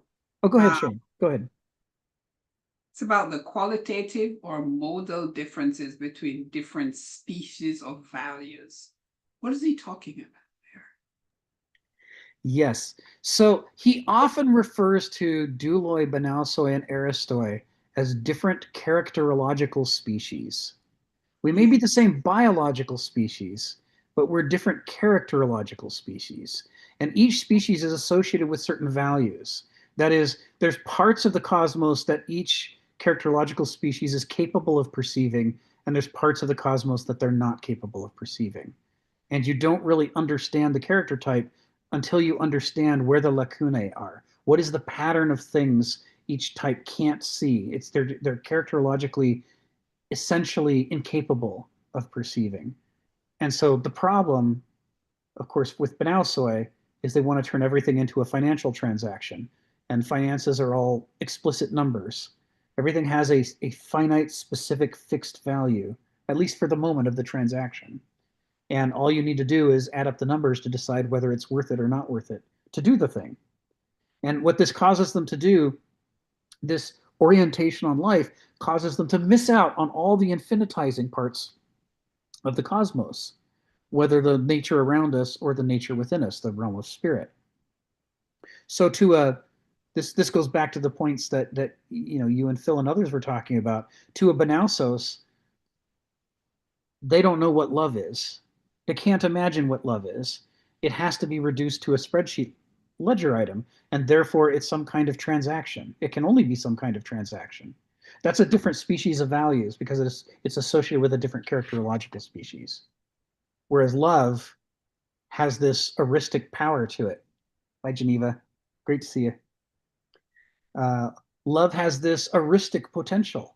And what's interesting about the heuristic potential of love is that it starts at the dualic level, right? What is the first love that we experience in life is the love that the infant develops for its mother, because the infant is just a great bundle of feelings and needs.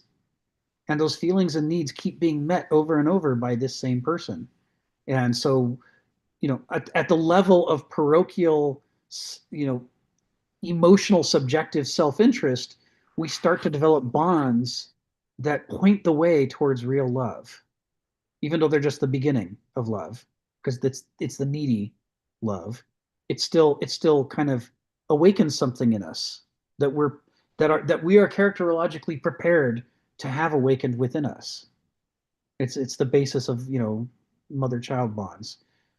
So what the Aristos does, what the early medieval Christian Aristos does in making this kind of revolutionary love be the basis of a new form of civilization, is that they are rejecting the zero-sum transactional love of the Banausos, and they are reaching back to this primal feeling that was the basis of our early life, and bringing it from a naive form of gnosis into a sophisticated form of gnosis informed by noesis, and seeing what systematically, logically, what is the potential that love has? How could it be used to serve a greater purpose, to create a civilization? Well, you see, the parable that Kenneth used before, where he talks about the inexhaustibility of the spirit by the feeding of the 5,000, I don't get how it transcends farther down in the paragraph to the species of values, because the inexhaustibility of the spirit is the belief that is the expansion of your belief system, that anything can happen. Yes. If you only believe, that's what it is. Yeah. Now, that feed into character, like you were explaining, because the 5 loaves and the 2 fishes is like when Jesus, when they were in the boat and the storm was coming and he said, be quiet, and he got out and walked on the water and the storm got still. That's a big kind of miracle. Yes. Yeah, they go back and forth about which point they're trying to make. Yes. From parable to parable, there's a lot of shifting around, but a lot of what they have in common is this idea of don't let your concept of what's possible be limited by what you've personally experienced. There's more to life than that. That comes up. That also comes from character, I guess. Yes. Okay. Yes. Exactly. Dilation of the spirit goes right to the heart of character. Yeah. That's a great point.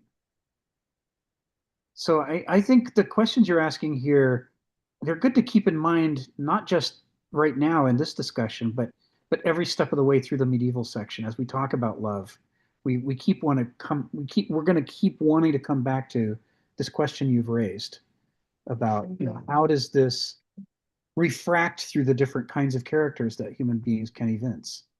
Because it's going to mean different things to different kinds of people. Yes. Thanks, Sharon. Phil, come off mute and tell us what's on your mind. Yeah, I'm thinking about this relationship between, in a sense, a rationalism that's based on metaphysics, a system of structures, and ontology, which is a dynamic process that unfolds what comes. And I'm thinking this subjective to objective relationship is an important relationship in the sense that we're talking about, well, actually, Donald Rumsfeld, the known unknowns, which we could deal with, but there's also the unknown unknowns that's always emerging. So we have not dealt with the fact that in the world, there's always the unknown unknowns that we do not even know about, let alone have some way of managing it in a metaphysical, rational system. So there's always a relationship about, in the sense, the creative imagination to somehow, in a sense, unfold this in some ontological way rather than a metaphysical way. And so, in some sense, that's a dynamic process because as soon as the unknown unknown becomes the known unknowns, it becomes an objectivity in which it still has to deal with other unknown unknowns. It reminds me of Jacques Derrida and Heidegger's being and time. The unknown unknowns unfolds itself in time, in temporality, not in an eternal structure. So therefore, in a sense, it's always a dynamic process. As soon as the unknown unknown becomes the known unknowns, it still has to deal with other things. So there's always that dialectical churning between the two. And so how Jacques Derrida comes along with that is that he talks about difference, the difference between the known unknowns and unknown unknowns. He pronounced it différance, which sounds like a French word, but actually, he's actually talking about deferring what is already known in order to seek the unknown unknown. So it's a dynamic process that's always unfolding. And I don't think if we do not bring that into the process, we're trapped and stuck that we already understand everything. There's the things we understand, and those are things that are known that we are not quite unknown yet. I mean, unknown, but that's not quite known yet. We uncover that. So that becomes it's a kind of like dissecting process of, bringing it out. But I think the dynamic process is always unfolding in a infinitesimal way. So in some sense, that's how the finite understanding deals with the infinite, because there's always this factor, It's kind of like when Einstein says God does not play dice with the universe. And what is it? Uh, Niles Bohr says, "Who the hell are you to tell what God could do?" I mean, and so that kind of shut Einstein up. Like, you're nobody that could tell God that he has to not play dice with the universe. That's it, Phil. Thank you, Phil. That's right. If God wants to play dice with the universe, who are you to tell him no? He's God. He gets to do it.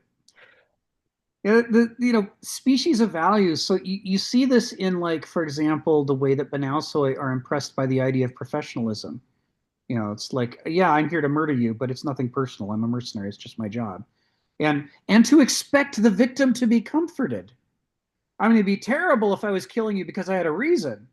But since I have no reason whatsoever and I'm just being paid, you should be comforted. You're a good person. I'm just here to kill you. So, excuse me And I expect you to excuse me because it's not personal, but bang, bang. You know, that is the Banausic mentality in a nutshell. As long as I depersonalize you, and, you know, as long as I think I'm playing a zero-sum game, as long as I'm being professional, well, then it doesn't matter what I do. You know, it's anything is excused. So I think of this because, you know, one of my favorite science fiction and fantasy authors, Louis McMaster Bujold, has a character who's a great strategist, although a bit of a neurotic hyperactive. And he, late in his life, after he's had a lot of experiences, he gives some advice to somebody else who, when he says, you have to watch out for being hypnotized by the hard choices. You can fall into a mode in which you feel like the adult thing to do is to face the difficult choices. And then you make them and you feel like a grown up. And you feel like all the people who refuse to do the hard thing, they're all just being infants. They're not being grown-ups. But in fact, to be hypnotized by the hard choices and insist on making them even when they're not necessary is itself a kind of immaturity. It's the kind of immaturity that's typical of the Banausoi, doing math with human lives. Oh, you know, we've only got so much food, you know, then we have slightly more people than food, so let's kill Bob. Then we'll have enough food. It's like, you know, or you could plant corn. You know, you don't have to go straight to kill Bob or eat Bob. You could plant corn, but no, the hard choice has got you hypnotized. You're like, well, how am I going to prove I'm a grown up if I don't kill and eat Bob?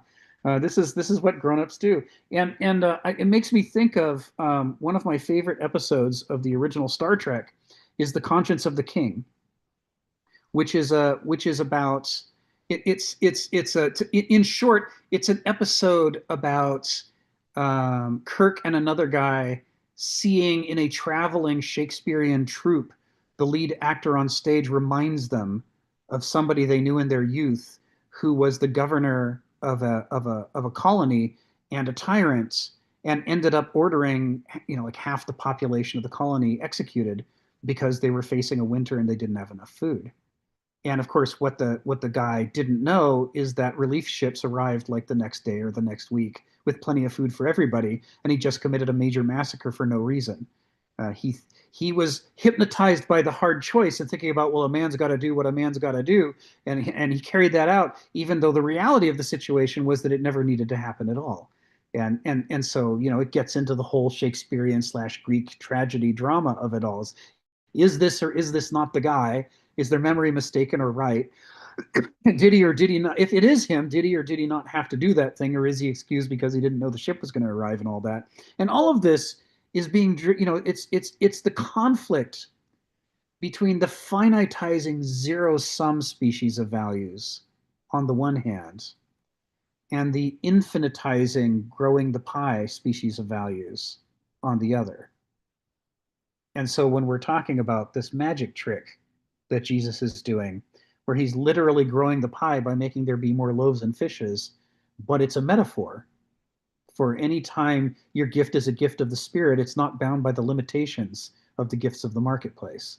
And to confuse the two and assume that love has to be transactional and that every situation is governed by the marketplace and can't be governed by anything else, this is a form of banauseia. You've been hypnotized by the hard choices, and you're trying to turn everything into a simple, you know, ledger equation. And life is never that simple. You know, that kind of ledger math only works ceteris paribus, all else being equal. But you'd have to be God to know whether or not all else was equal. And it almost never is. There's almost always more going on. Yeah, sometimes you might have to kill and eat people, but those situations come up less often than a zero-sum thinker thinks they will. A zero-sum thinker is always ready to leap into that in order to demonstrate what a grown-up they are. You know, they're just basically offing people for their own self-image. Ginny, come off mute and tell us what's on your mind. I may be being picky, but the way he uses the word species, I just was a little confused. Wait a minute, when I'm thinking of species, it's like human species versus horses or lizards or whatever. And, you know, so is he talking about the human race all along, or is he, you know, so anyway, I'm just being picky. It's a great question. Yeah. Oh, I love that question. Oh, really? Oh, okay. Yeah. I'm not the only person? No, Anyway. I'm happy to answer that question. That's Yeah, because is he talking about another species or is he just talking about humans? Okay. it is That's what I was asking before. What does it mean by species or values? Yes, and I like half answered your question, but didn't fully answer it. And now let me fully answer it.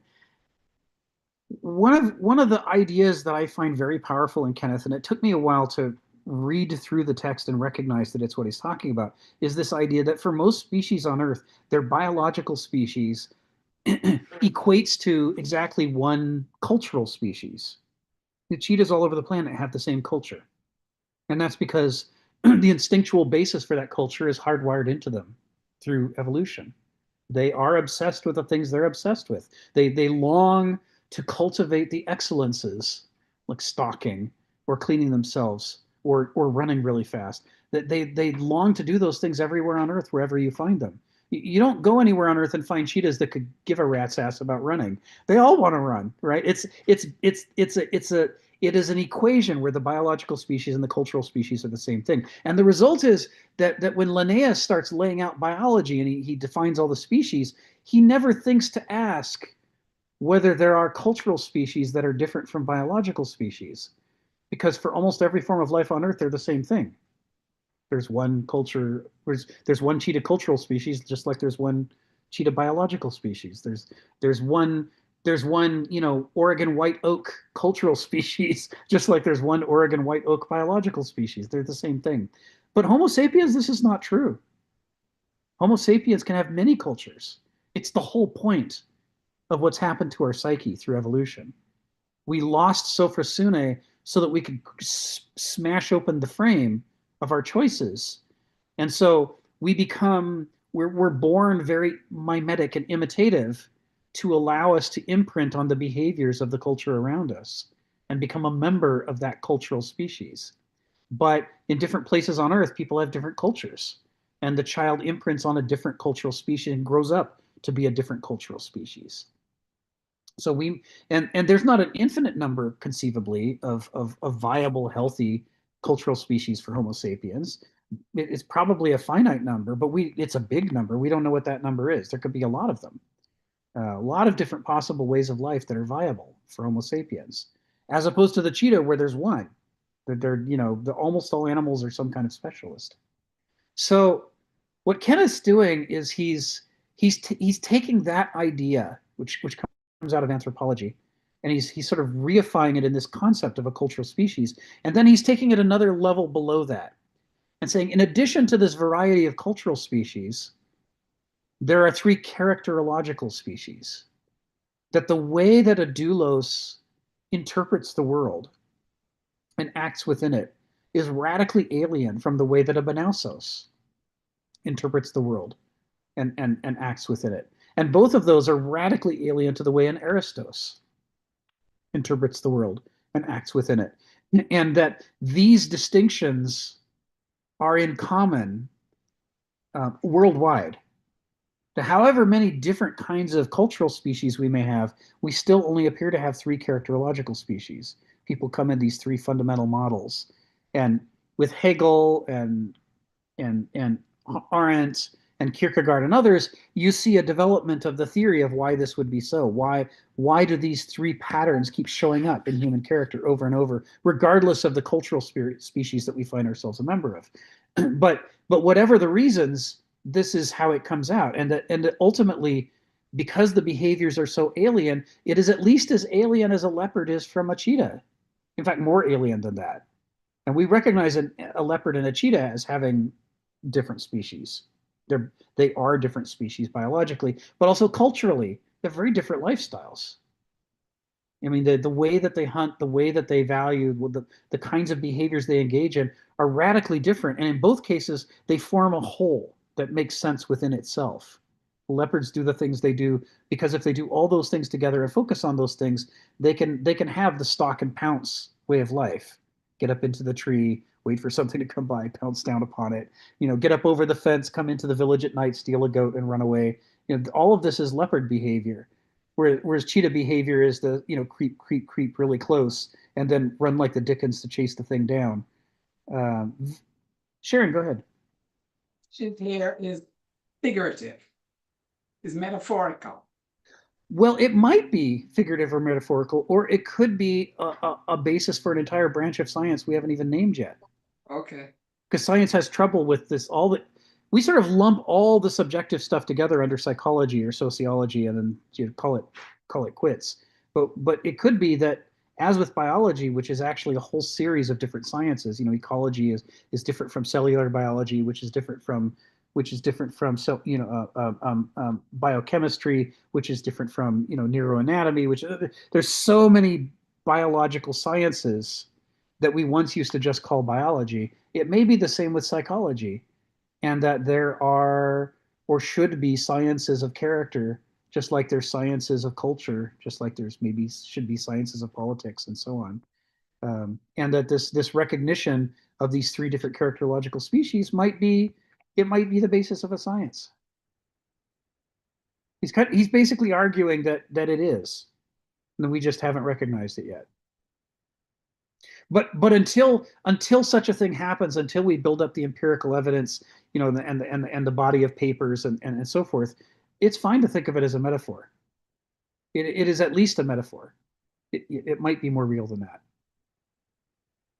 Certainly, he argues that differences in characterological species are more important than differences in biological species. He says if an alien came from another planet, an alien race came to our planet, we would care very much whether they behaved like Duloi, Banalsoi, or Aristoi. If they were here to commune with us and create greater arts and medicine, that would be one kind of arrival. But if they were here to, eat us, that would be an entirely different kind of arrival. Or if they were here to, chop us into pieces and sell our parts on an open market because they saw a certain competitive advantage over their fellows, for the financial value that they could get for us. Again, that would be a third and completely different kind of encounter. He says that these differences are so big that it's legit to call them species. It's certainly bigger than the difference between a leopard and a cheetah. They both want to eat something. But the heuristic alien might not eat you, whereas the dualic alien really might well eat you, and you might wish that the Banausic alien would merely eat you. So yeah, he uses this terminology a lot, and it's part of the reason why he describes modernity as an epoch of characterological genocide.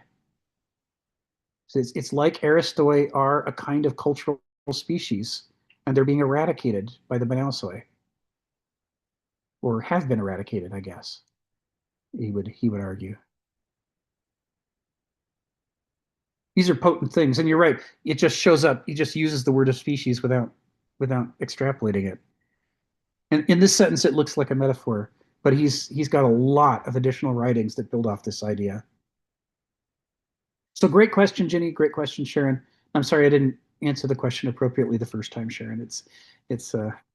But I the first time through, I saw the link between value systems and character type, and I that part I explained, and I missed the deeper part, which is this bit about species. Donald, come off mute and tell us what's on your mind. Talking too much today. It's a beautiful thing, man. Keep doing it. Anyway, I think these species of values may depend on the origin within us that gives rise to these values, whether it's spirit or I don't know what the other one, soul. We'll say soul, Greek psyche, as opposed to Christian spirit, gives rise. And what I would say that going back a little bit to evidenced is that we might say that maybe all experience love as an example, but only some would recognize what its origin was within human nature. That that it's different from more zero-sum values. That, oh, here's a value, you know, somebody says, gosh, it's all just transactional. Well, wait a minute. You know, do you remember that your mother loved you? Do you think that her love was diminished if she had another child or whatever? You know, some way of showing that undiminishing characteristic that Kenneth is pointing out. Maybe this is the sort of little argument that the philosopher keeps in his pocket. So when somebody denies the spiritual or infinite values, that he can get them to recall some point in their own life where they experienced it and didn't recognize what they were experiencing. You know, after all, we're all existentialist here. We're not delusional, you know, but we would be delusional if we didn't recognize these things for what they are and investigate them as part of our self-knowledge. And I would also, you know, I don't know if Kenneth has any more. One time he just had crates of them. His Phantasmagoria, his magazine, you know, where He still has some. yeah, well, and there he clearly says, or he clearly has things about that the organism's biology, the archae that are determining its life path, whether it's you know, a bud, a blossom, and a fruit, or maybe it's from you know, a mean person to a really nasty person, or so. I don't know what the telos of it might be. But he argues that this is biologically.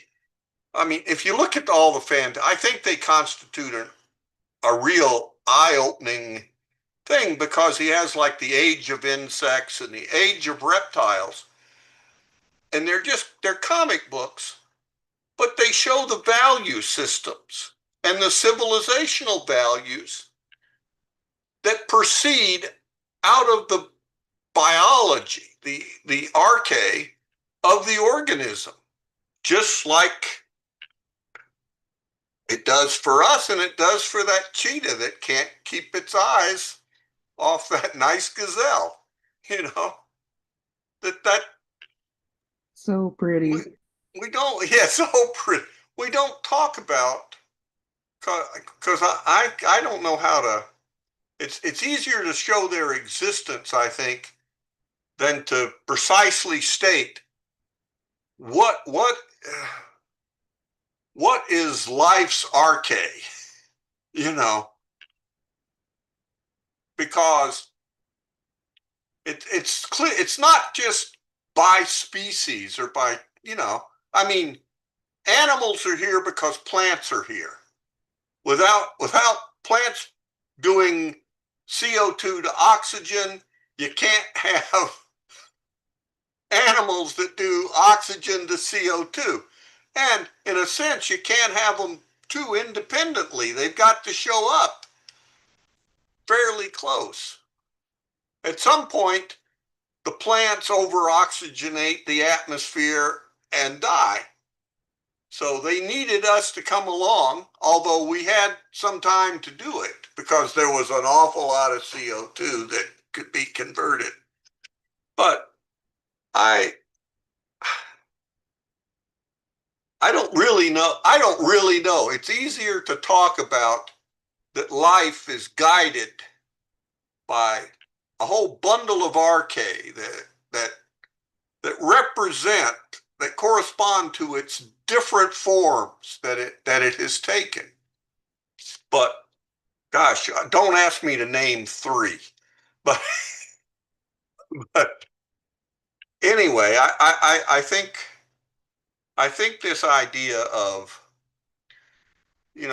being able to understand so you can, is that a 3 or an S there, Steve? B3, vitamin B3. Oh, is that what it is? Is it leads? Yeah, he warned me about that before we even got started All today. that niacin, Donald, you're percolating. You know, the thing is, I do take a super B complex vitamin every morning. Maybe he's right. No, it works. It does. It's Yes. actually, You're in good company. I do too. It works. Me too. thank you, Sharon. But so there, we see this in other things. We can think of the cheetah as having a value system. It's software. It has a hierarchical system of values, just like we need to develop for ourselves. It already has them. Okay, I'm wandering now. No, it's brilliant, and it goes right to the heart of why it is a biological species level imperative for Homo sapiens because we don't have a hardwired culture. We desperately need cultures to develop viable, healthy hierarchies of values for us that we can imprint on when we grow up within that culture. Because something has to give us a hierarchy of values that can work. If it doesn't, then our life is just a chaos. We value the wrong things, we do the wrong things. Our life is just a series of failures, worse than running in the sand. It's important that when we see the Greeks, at Delphi saying, know thyself, that it's that each one of us has to do all the work. Instead of know thyself, it could have said, read all your culture's myths. So, find the examples of other people that you think lead admirable lives. Instead it just says know yourself. But the knowing of oneself means knowing the whole history and the culture in which you're in, and testing it. No, it's good. Good. So it's, part of what's the implication is here is that, a cheetah is two species. It's a biological species and it's a cultural species. And the cultural species is not randomly selected by nature, but rather the biological species has the features it does specifically so that it can live the life of that cultural species. And that's why it has the character it has. That's why its back is so flexible. That's why its legs work the way they do. It's why the claws don't retract so that they can act like cleats. I mean, it's all of these biological features exist to enable the behavior of the cultural species. But it's easy to miss the fact that there's two species when for most living systems, the cultural species and the biological species equate to one another. But our species, this is where we run into the problem. Ours is the species where that's not true anymore. Ours is the species where we have sort of a generic body that can, make tools, and the tools could do different things. And so, who knows what we're going to grow up to do? Where does our cultural species come from if it isn't imprinted on us? Well, the whole point of this is so that we can have lots of cultural species, so that we can live in lots of niches all over the world and spread and live a lot of different flexible lifestyles. And then that makes us hard to get rid of, right? I mean, a meteor dropping on the planet might not do it, where we're concerned, because God knows what we might adapt to. We have so many crazy cultural species to choose from, and we're more likely to have something weird that would be ideal for those circumstances, whatever contingency throws us. So you can see why evolution would sooner or later want to produce an animal like us, but you can also see why it's hard for us to understand, culture as a species when all of the other examples other than us, it doesn't make sense. Every species is just one culture. Why would you even talk about a cultural species? Well, because of us. Otherwise, we don't gnothi seautin. We got to see that we've got that flexibility. Stephen, come off mute and tell us what's on your mind. Yeah, I was just going to bring up this issue of the feeding of the 4 and 5,000. That's yeah, I did a talk on it once because I was very interested in the association of the time.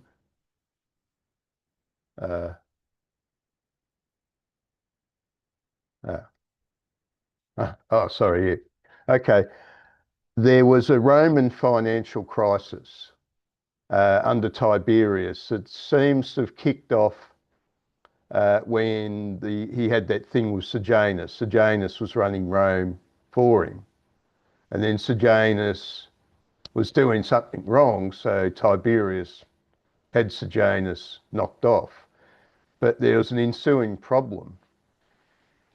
And so that started about 31 BC. And this is the interesting thing, that this financial crisis is associated with the time of Jesus. And towards the end, it really got bad when the Egyptian treasure fleet was sunk in a storm. And that was the fleet that went to India. Got all the big, juicy, good stuff to bring back. So Egypt was hit pretty hard, and who supplied the olive oil of Egypt? Those truly in Judea. So there must have been a huge amount of labourers out of work. Okay, you know, preachers in Judea. How many preachers would you have in Judea? This was a country that produced preachers. That was a trade good. So some guy like Jesus was not that unusual. But what was perhaps unusual, that suddenly he had these potentially huge crowds.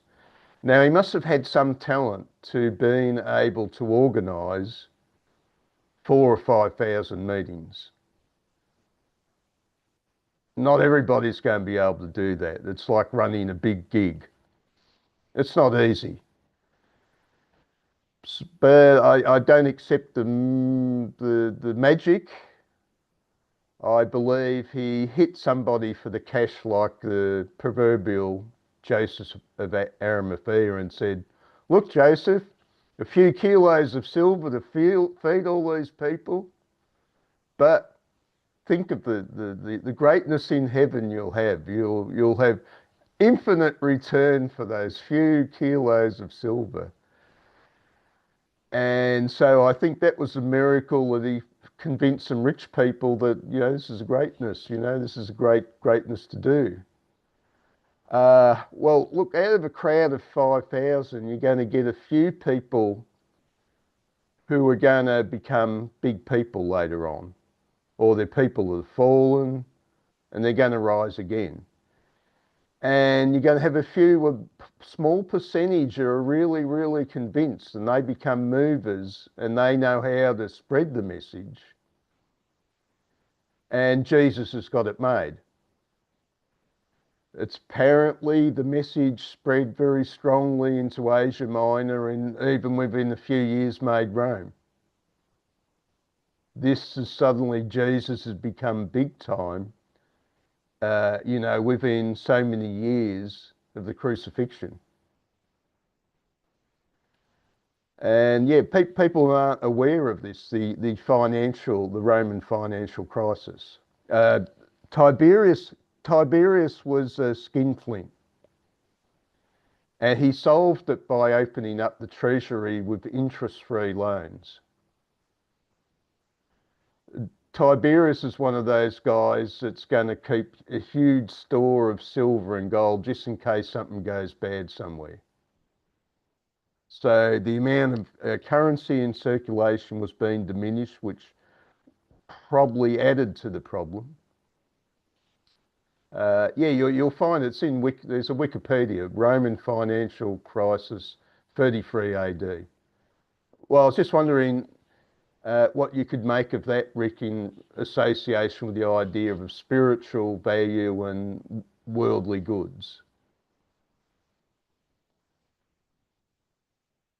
You know, Stephen, you're always bringing really interesting things to my attention that I've missed. I did not know about the Roman financial crisis of 33.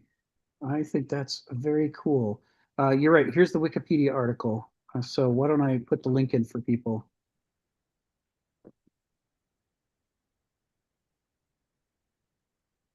So there it is, for those who wanna follow up. I'm certainly going to follow up after this meeting. I'll do some reading on this so that I can have something intelligent to say about it next week. It was one of the big ones in Rome's history. Yeah, yeah. I don't know how I missed it, but I did. I did a whole. I've done a lot of history in this period, but obviously not enough. So I'll dig deeper. Thank you for bringing it to my attention. Well, yeah, sort of probably my point is that curiously, a number of elements were coming together to Yes, make Jesus big time. yes, He must have had the genius to be a good organizer. yes. And there have been some interesting analyses of the evidence from the New Testament itself, noticing the prevalence of wealthy widows, both in the Gospels and in the epistles. There are repeated references to wealthy widows who bankrolled Jesus's career, who bankrolled the apostles, and if you think about, the Roman Empire was very patriarchal, not nice for women at all. If Augustine is to be believed, domestic abuse was the norm, not the exception. And he said at dinner parties that his parents went to, most of the women had black eyes, at any random dinner that they went to. It's just typical to beat on your wives. So a religion that's saying, don't do that, and women are to be cherished, you could see why wealthy widows in the Roman Empire might go, I think I like the sound of this. This sounds like a good deal. Here, let's fund these guys and see where this goes. And especially if that's happening at a time of general financial crisis, that puts a whole new interesting slant on it I'd never considered before. But I'll do some reading on this and think about it. It's intriguing. It's intriguing. Thanks, Stephen. James, come off mute. Tell us what's on your mind. Oh, thanks, Rick.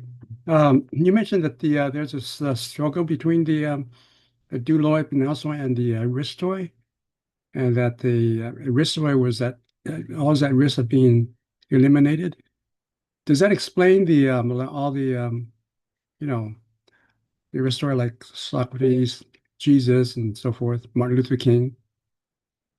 We're all in one way or another, killed. And was that a kind of like, it's kind of significant. Also, and Nietzsche mentioned, Nietzsche's whole philosophy is based on this notion of the tragedy and the hero being a kind of a sacrifice for the higher form of self-understanding and knowledge. So, is there something about this idea of these aristocrats being killed and the idea of sacrifice? Yes. That sacrifice is somehow important, significant to realization of a higher truth. A sense of the maybe perhaps the unknown. That the known has to be sacrificed for the unknown. And Nietzsche mentions also the idea of that the sacrifice for the sacred is important. It comes down to modernity, when even the notion of God is a kind of plays an important role in this kind of sacrificial history, and the death of God is a kind of a sacrifice itself. Yes. Of course, Jesus was considered a God, the Son of God, so he was sacrificed. Yeah, So, Kenneth's thing about the characterological genocide, certainly he would agree with you that there's sort of a long history of Aristoi getting in trouble with whoever the authorities are in any given epoch or era. But his argument is that there was no concerted effort to get rid of Aristoi until the modern epoch. During the ancient epoch, they at least notionally cherished their Aristoi and believed that Aristoi ought to be, running the government and helping to drive the religion. and you get your occasional outliers like Socrates, but in general, that was the idea. Certainly, that's what Aristotle describes in his forms of government. You know, he's linking the definition of aristoi to people who recognize the importance of sophrosune, and who also recognize that Homo sapiens has no sophrosune of its own, and so has to engage in this struggle to try to simulate sophrosune by various means, and that those are the only human beings fit to govern because they're the only ones who recognize we have a problem, and therefore are trying to do something about it. So being an Aristos became a much bigger problem once you got into the Roman Empire, when the emperors had a zero tolerance for people disrupting things, and that's half the reason Aristoi exist as a characterological species within Homo sapiens, is to break up ossified systems created by the Monausoi. The emperors weren't gonna tolerate that, but they at least paid lip service to it by arguing that the emperors themselves were the Aristoi, right? First among equals, says Augustus, by which he means, we're all well, all of us noble Romans are surely Aristoi, and we recognize that one of our own ought to be the guy in charge. So even if they weren't Aristoi, they at least felt that it was important to pretend to be an Aristos. In the medieval epoch, the old character system breaks down. The focus becomes godliness, rather than intrinsic character nature. How much are you willing to follow the teachings of Jesus and the Bible and so on? But they sort of, what they did is they sort of translated the idea of the Aristos into this concept of, the Aristoi would be those who pray, right? They would be the ones who are the closest to God, and being the closest to God, Jesus becomes the ultimate Aristos, and we're able to take his eristic ideas and weave them into the world through the clergy, through our work in the church, and its ability to help us to understand that value system and reify it in the world, and guide the princes and the warriors and those who labor. It's not until the modern epoch that we get into this whole, there is no authority higher than mankind. There is no hierarchy of values. There's just who can pile up the most numbers. Do you get the most votes? Do you have the most money? Do you have the most scientific breakthroughs? Whatever. It becomes a numbers game, and a numbers game is anti-eristic. And so there's no room for Aristoi within that model. And if some Aristos comes along and says, okay, well, the U.S. Constitution is a patchwork mess, it's time to create a new one, nobody would let anybody do that. Nobody would. What Solon did to the Constitution of Athens, where they all said, somebody's got to fix this thing. Hey, Solon, how about you fix this? That would never happen in the United States. And we would always want to have, votes of our Senate and our various states, and we would want to go through the process and count the numbers. And whatever came out the other side would be the result of revolting degree of compromise and hatchet jobs and pork barrel. And that's because we're so antagonistic to the concept that any of us could have a greater reverence for health and vitality than anybody else. We just treat all values as more or less the same. So it's just up to a vote. One day we might vote to, plant 1 million trees and try to do some good in the world. The next day we might vote to round up all the Jews and create gas chambers. You don't know what human beings are going to do from one day to the next, as long as they're governed merely by numbers games. And this is the sort of thing that leaves no room for Aristotle. So this is what he means when he talks about characterological genocide. He means specifically the modern world. And so, would you consider Nietzsche a Aristoi, or his way of thinking? Yeah, he's certainly obsessed with Aristoi. I think you put your finger right on it when you were talking about his interests, because talking about the hero and the sacrifice is very analogous to a Sisyphus rolling the boulder up the hill.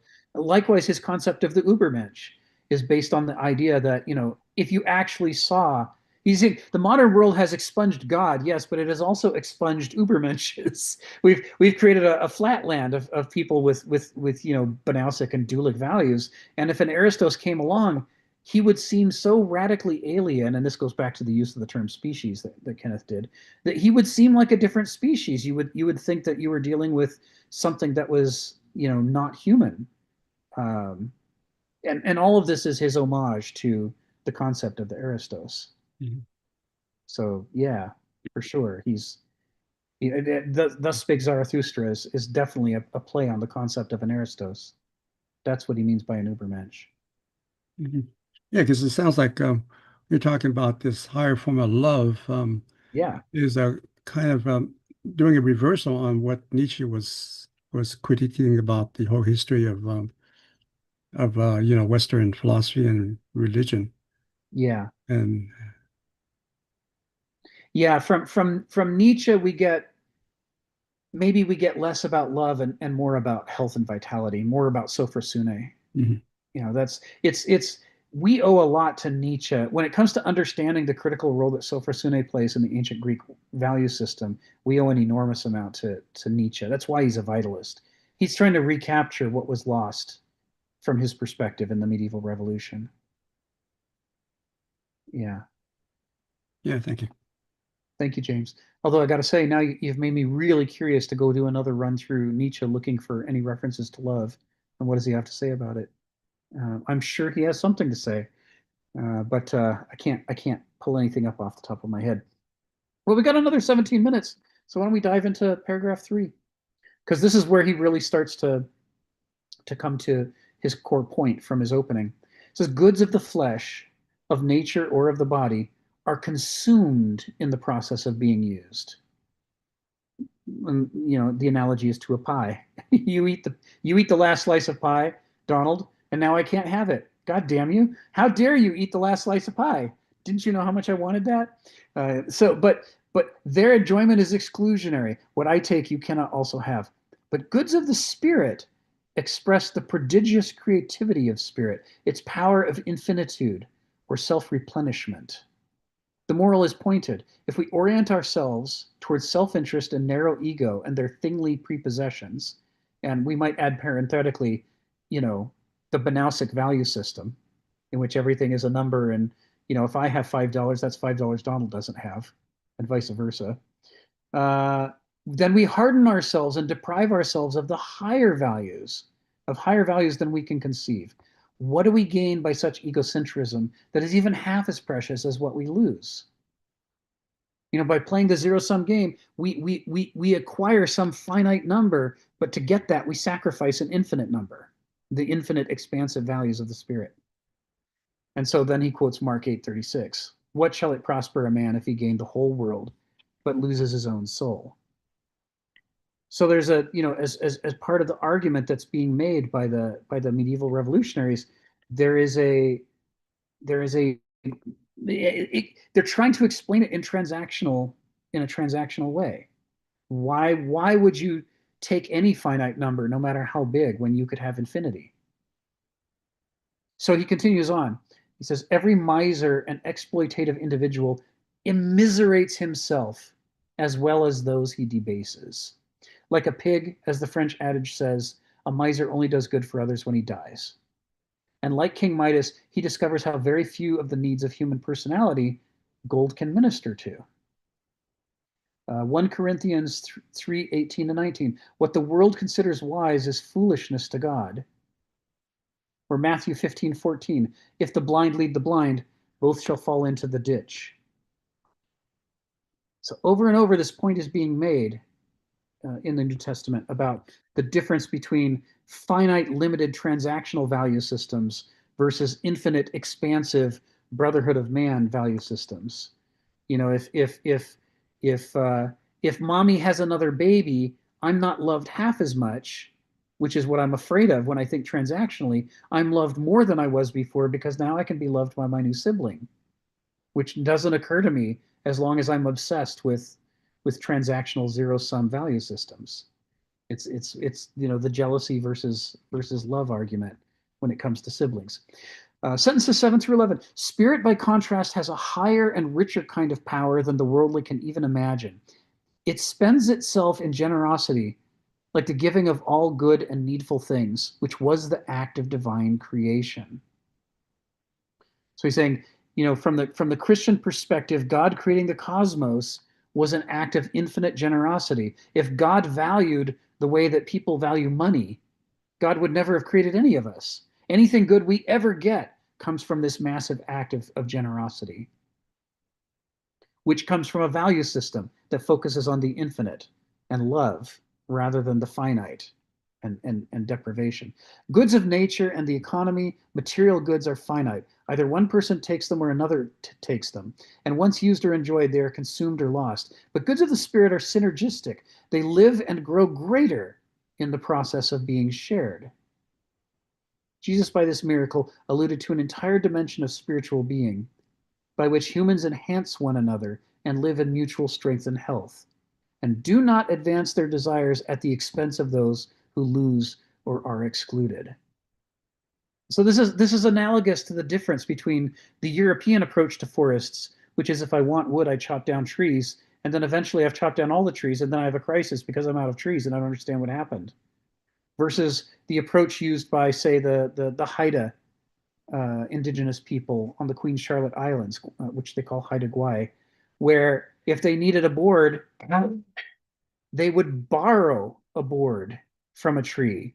They would carve out a section of the tree to take a board from it, but leave the tree standing so that the tree can continue to grow more wood and grow more health. And you can go all over the Queen Charlotte Islands and find these, centuries old, sometimes thousands of years old trees that have little boards taken out of them, but the tree is left standing and keeps growing and keeps producing more wood. That idea of a careful husbanding of resources that includes the planting of more trees and non-destruction whenever possible allows an endlessly growing supply of resources that the zero-sum value system can't even imagine. And this is the kind of value system we're talking about. He wraps up paragraph 3 as follows. He says, "It is not necessary that human beings should have a negative or attritional value for one another, or be bound to live in vicious competition by which everyone is diminished." And that's, at the end, of course, that resonates with the whole Greek idea of constructive competition that leads to philia versus destructive competition that leads to nekos. So all of this is kind of what we're building on here with this idea of it's the infinitizing brotherhood of man value system is different in kind. It's alien to the old zero sum, I need to push you down so that I can get what I want value system. The latter leads to everybody being impoverished eventually. The former leads to abundance for everybody, and it's made possible by gifts of the spirit rather than gifts of the market. Sharon, come off mute and tell us what's on your mind. Thanks. So Kenneth keep talking about the goods of the spirit.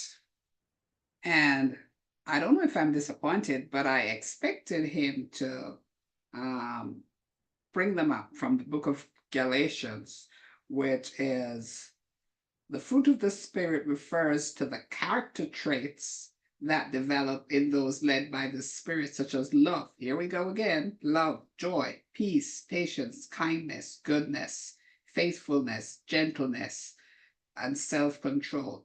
And these gifts of the spirit are supernatural, right? But they're the foundations of a character. So I think it's Galatians 3 verse 22. I have to look it up. But I'm disappointed that he didn't bring it up here because he keeps talking about it. And that's the essence of it. Yes. Well, and this is classic Kenneth Smith. He wants us to bring it up. I mean, you do. All he has to do is refer to the gifts of the Spirit, and he's got us thinking about. We know where the gifts of the Spirit comes from. We should then dig into that and bring it up and introduce it into the discussion, just like you did. Yeah. Okay. You're reading him exactly the way he wants to be read. If he points at Matthew, he wants us to actually go look at Matthew. If he points at Plato, he wants us to go look at Plato. He wants to create, as he says over and over, he wants to create a greater density of text by pointing at all these other texts and incorporating their conclusions and their reason. Galatians 5, verse 22 and 23. It's Paul's letter to the people of Galatia.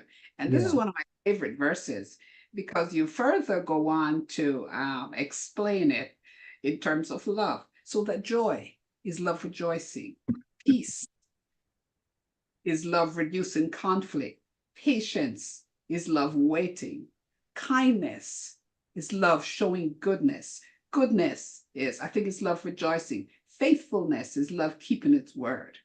And it goes on and on and on. You can explain all those characteristics in terms of love. I read that in a book, British philosopher called Emmett Fox, right? And he talks about he talks about that in a book called The Power of Constructive Thinking. And that's one of the things that out of that whole book, that's one of the things that I really zeroed on and maintain, to think that you can explain all the fruits of the spirit in the terms of love. Yes. This is, yeah, you're right. This is all of this, these three paragraphs are orbiting around Galatians 5, 22, 23. This is, you know, the heart of this idea. That's the seed bed for the medieval worldview, is this concept that the fruits of the spirit are infinitizing. They are not bound by the same limitations, and as a result, they make a far more potent basis for a civilization. Yes. Yeah, And this is, for me, that's the simplicity of it. I don't get very complex. I just break it down to that. You know, aside from the eras, which I really like, I think it's really great when you're young, and when you're old like I am, you can look back on it and you thank God you didn't make too many bad mistakes. But it's all about your chemistry. It's about your hormones. yes. And then I read in M. Scott Peck that he divined love, said that it's a chemical reaction which God give you to ensure the propagation of his species. Because if you ever understood what the act of loving another human being was, you wouldn't do it.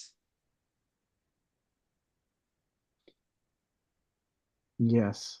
The propagation of the species, but also the agape and philia that allow us to create civilization and society, to take care of each other, so that we can create That's the the larger first step. organism. That's the first step. Yeah, The bonding, the unity. yeah, to make that larger organism. Yes. The centripetal force that Stephen talks about. What pulls us together? What allows us to be more than just a bunch of individuals clawing at each other? See, now I get it. I mean, the first part of this, I was just like lost. Yeah, yeah. Yeah. This is where he was driving this whole time with this, is trying to get to the heart of what is the promise of the medieval epoch, and it's right here. This is the promise, that by centering it on these instead of things that are finite and countable and can't be shared without diminishing them, by centering on these instead, surely we can solve the problems of the previous epoch. Our new epoch should be able to do what the old epoch couldn't do. That was the promise. Stephen, come off mute. Tell us what's on your mind. I was going to bring up the issue that I'm observing lately. It's about, the whole issue with governments. Aristotle was bringing up the problems with government. And of course, we live in a culture that thinks democracy is just peachy keen, whereas the Greeks thought this is a bad system of government. And the reasons that come up is the finer qualities are found in the philosopher or the religious leader. So the philosopher king, or in religion, are the higher qualities. And they also added to that the warrior. The warrior, like the Spartan, will reject earthly comfort for the sake of his art of being a warrior, that he's finding the finer qualities such as courage. Like, we'll worship Daniel Boone, Fess Parker, It's, yeah, this is the manly qualities here, you know, this is something higher. But of course, they make the point that with democracy, the broad aim of the public is appetite, consumption, and that becomes king. The stomach becomes king. And this takes a culture down on a downwards path. And we've had it in our Western civilization. When I was a kid, the guy, they'd say, oh, well, you know, go home to your family on Christmas Day. This is the most important thing, really. Whereas now they're saying a Christmas holiday, bah humbug. And, you know, we've gone from that culture to Gordon Gekko shows up and says, greed is good. And we have a government that's saying the very highest quality is making money. But the Greeks said this is what will destroy your society. And democracy will, you know, in democracy, the people will demand handouts. And the point is that democracy will fail with that, and you'll get the tyrant. Well, you got your tyrant now. Exactly. I never would have imagined it was Donald Trump, though. I was thinking about this a few years ago. I said, "No, it can't be Donald Trump." Are we great yet? Apparently, he had it in him. Apparently, he did. Surprised. Thank you. So can I ask? Can I just bring up something to what Stephen said? Democracy is a questionable form of government, as he says, a bad form of government, but it's the best of all the rest. And I think when you have a leader who's got vision and empathy and character, that's a good situation, except for the one fact that I see: the ability of power to corrupt. Absolute power corrupts, and that's where the downfall begins. If you can look at all the leaders, in fact, one of the ones I study that I like to read about is Caligula. I think he was one of the, help me with this, I remember his name. Yeah, he was a Roman emperor from He the was a Roman emperor, Julian absolutely dynasty. corrupt, right? In fact, I think eventually the senators killed him, if I can recall that. Yeah, because he was batshit crazy. Yes. Yes. Right. So what I'm saying is, and this is, if it's a position of leadership, it takes not so much your character, but the people around you to constrain you from becoming corrupt, because that's what power does, I think. Well, and this is where Aristotle, see, Stephen is partially playing a word game here, because democracy is the word that Aristotle uses for the bad form of democracy, whereas the good forms of democracy, he doesn't call those democracy, he calls them polity or timocracy. So if your people, if you've got a majority voting and the majority have sophrosune, if they care about doing the right thing, then Aristotle says, well, then that's not a democracy. Then you have a polity. But if you have a majority voting and the majority has bad character and is voting for their appetites, then Aristotle says, well, that's what's called democracy. And in modern English, we don't make any distinction between polity and democracy. We pretend that if you have a lot of people voting, it doesn't matter whether they're corrupt or whether they're vote or whether they care about each other and are trying to do the right thing. We treat them as exactly the same thing. We use one word for both of them, which Aristotle thinks is crazy. That's like using the same word for poison and food and not distinguishing between them. He's like, how can you not distinguish between whether the people voting, you know, are voting out of agape, you know, and philia, or whether they're voting out of, you know, eris and nekos? You have to figure out, are they trying to hurt each other or are they trying to help each other? Well, I had a Pericles in Athens for a while. He led to the more important causes. Yeah. Well, I mean, the plague got him, right? I mean, Pericles got knocked out by the Athenian plague, and boy, did that change Athens' policies in a hurry. As Thucydides points out, without a Pericles to help play off the mob, things got very bad very fast in the Phil. Peloponnesian War. I spoke in front of Phil. Thank you, Phil. Anyway, thanks to both of you. Yeah, Phil, you're going to get the final word for today. Come off mute and tell us what's on your mind. Yeah, I was going to ask an interesting question. It seems to me humanity has developed a kind of social ecology, but we didn't have the idea of an ecology because nature was God's creation. It was eternal, what it is. How in the hell did we develop something that we had no uh, sort of representation of? I mean, that seems interesting. It almost seems like this cultural ecology arise on its own through human creativity of some sort because we didn't model like, oh, yes, this is what nature did. Now we got to do something deeper than just a bunch of animals, you know, that went on its own, but how they interacted and create a dynamic system. How the hell did that come about?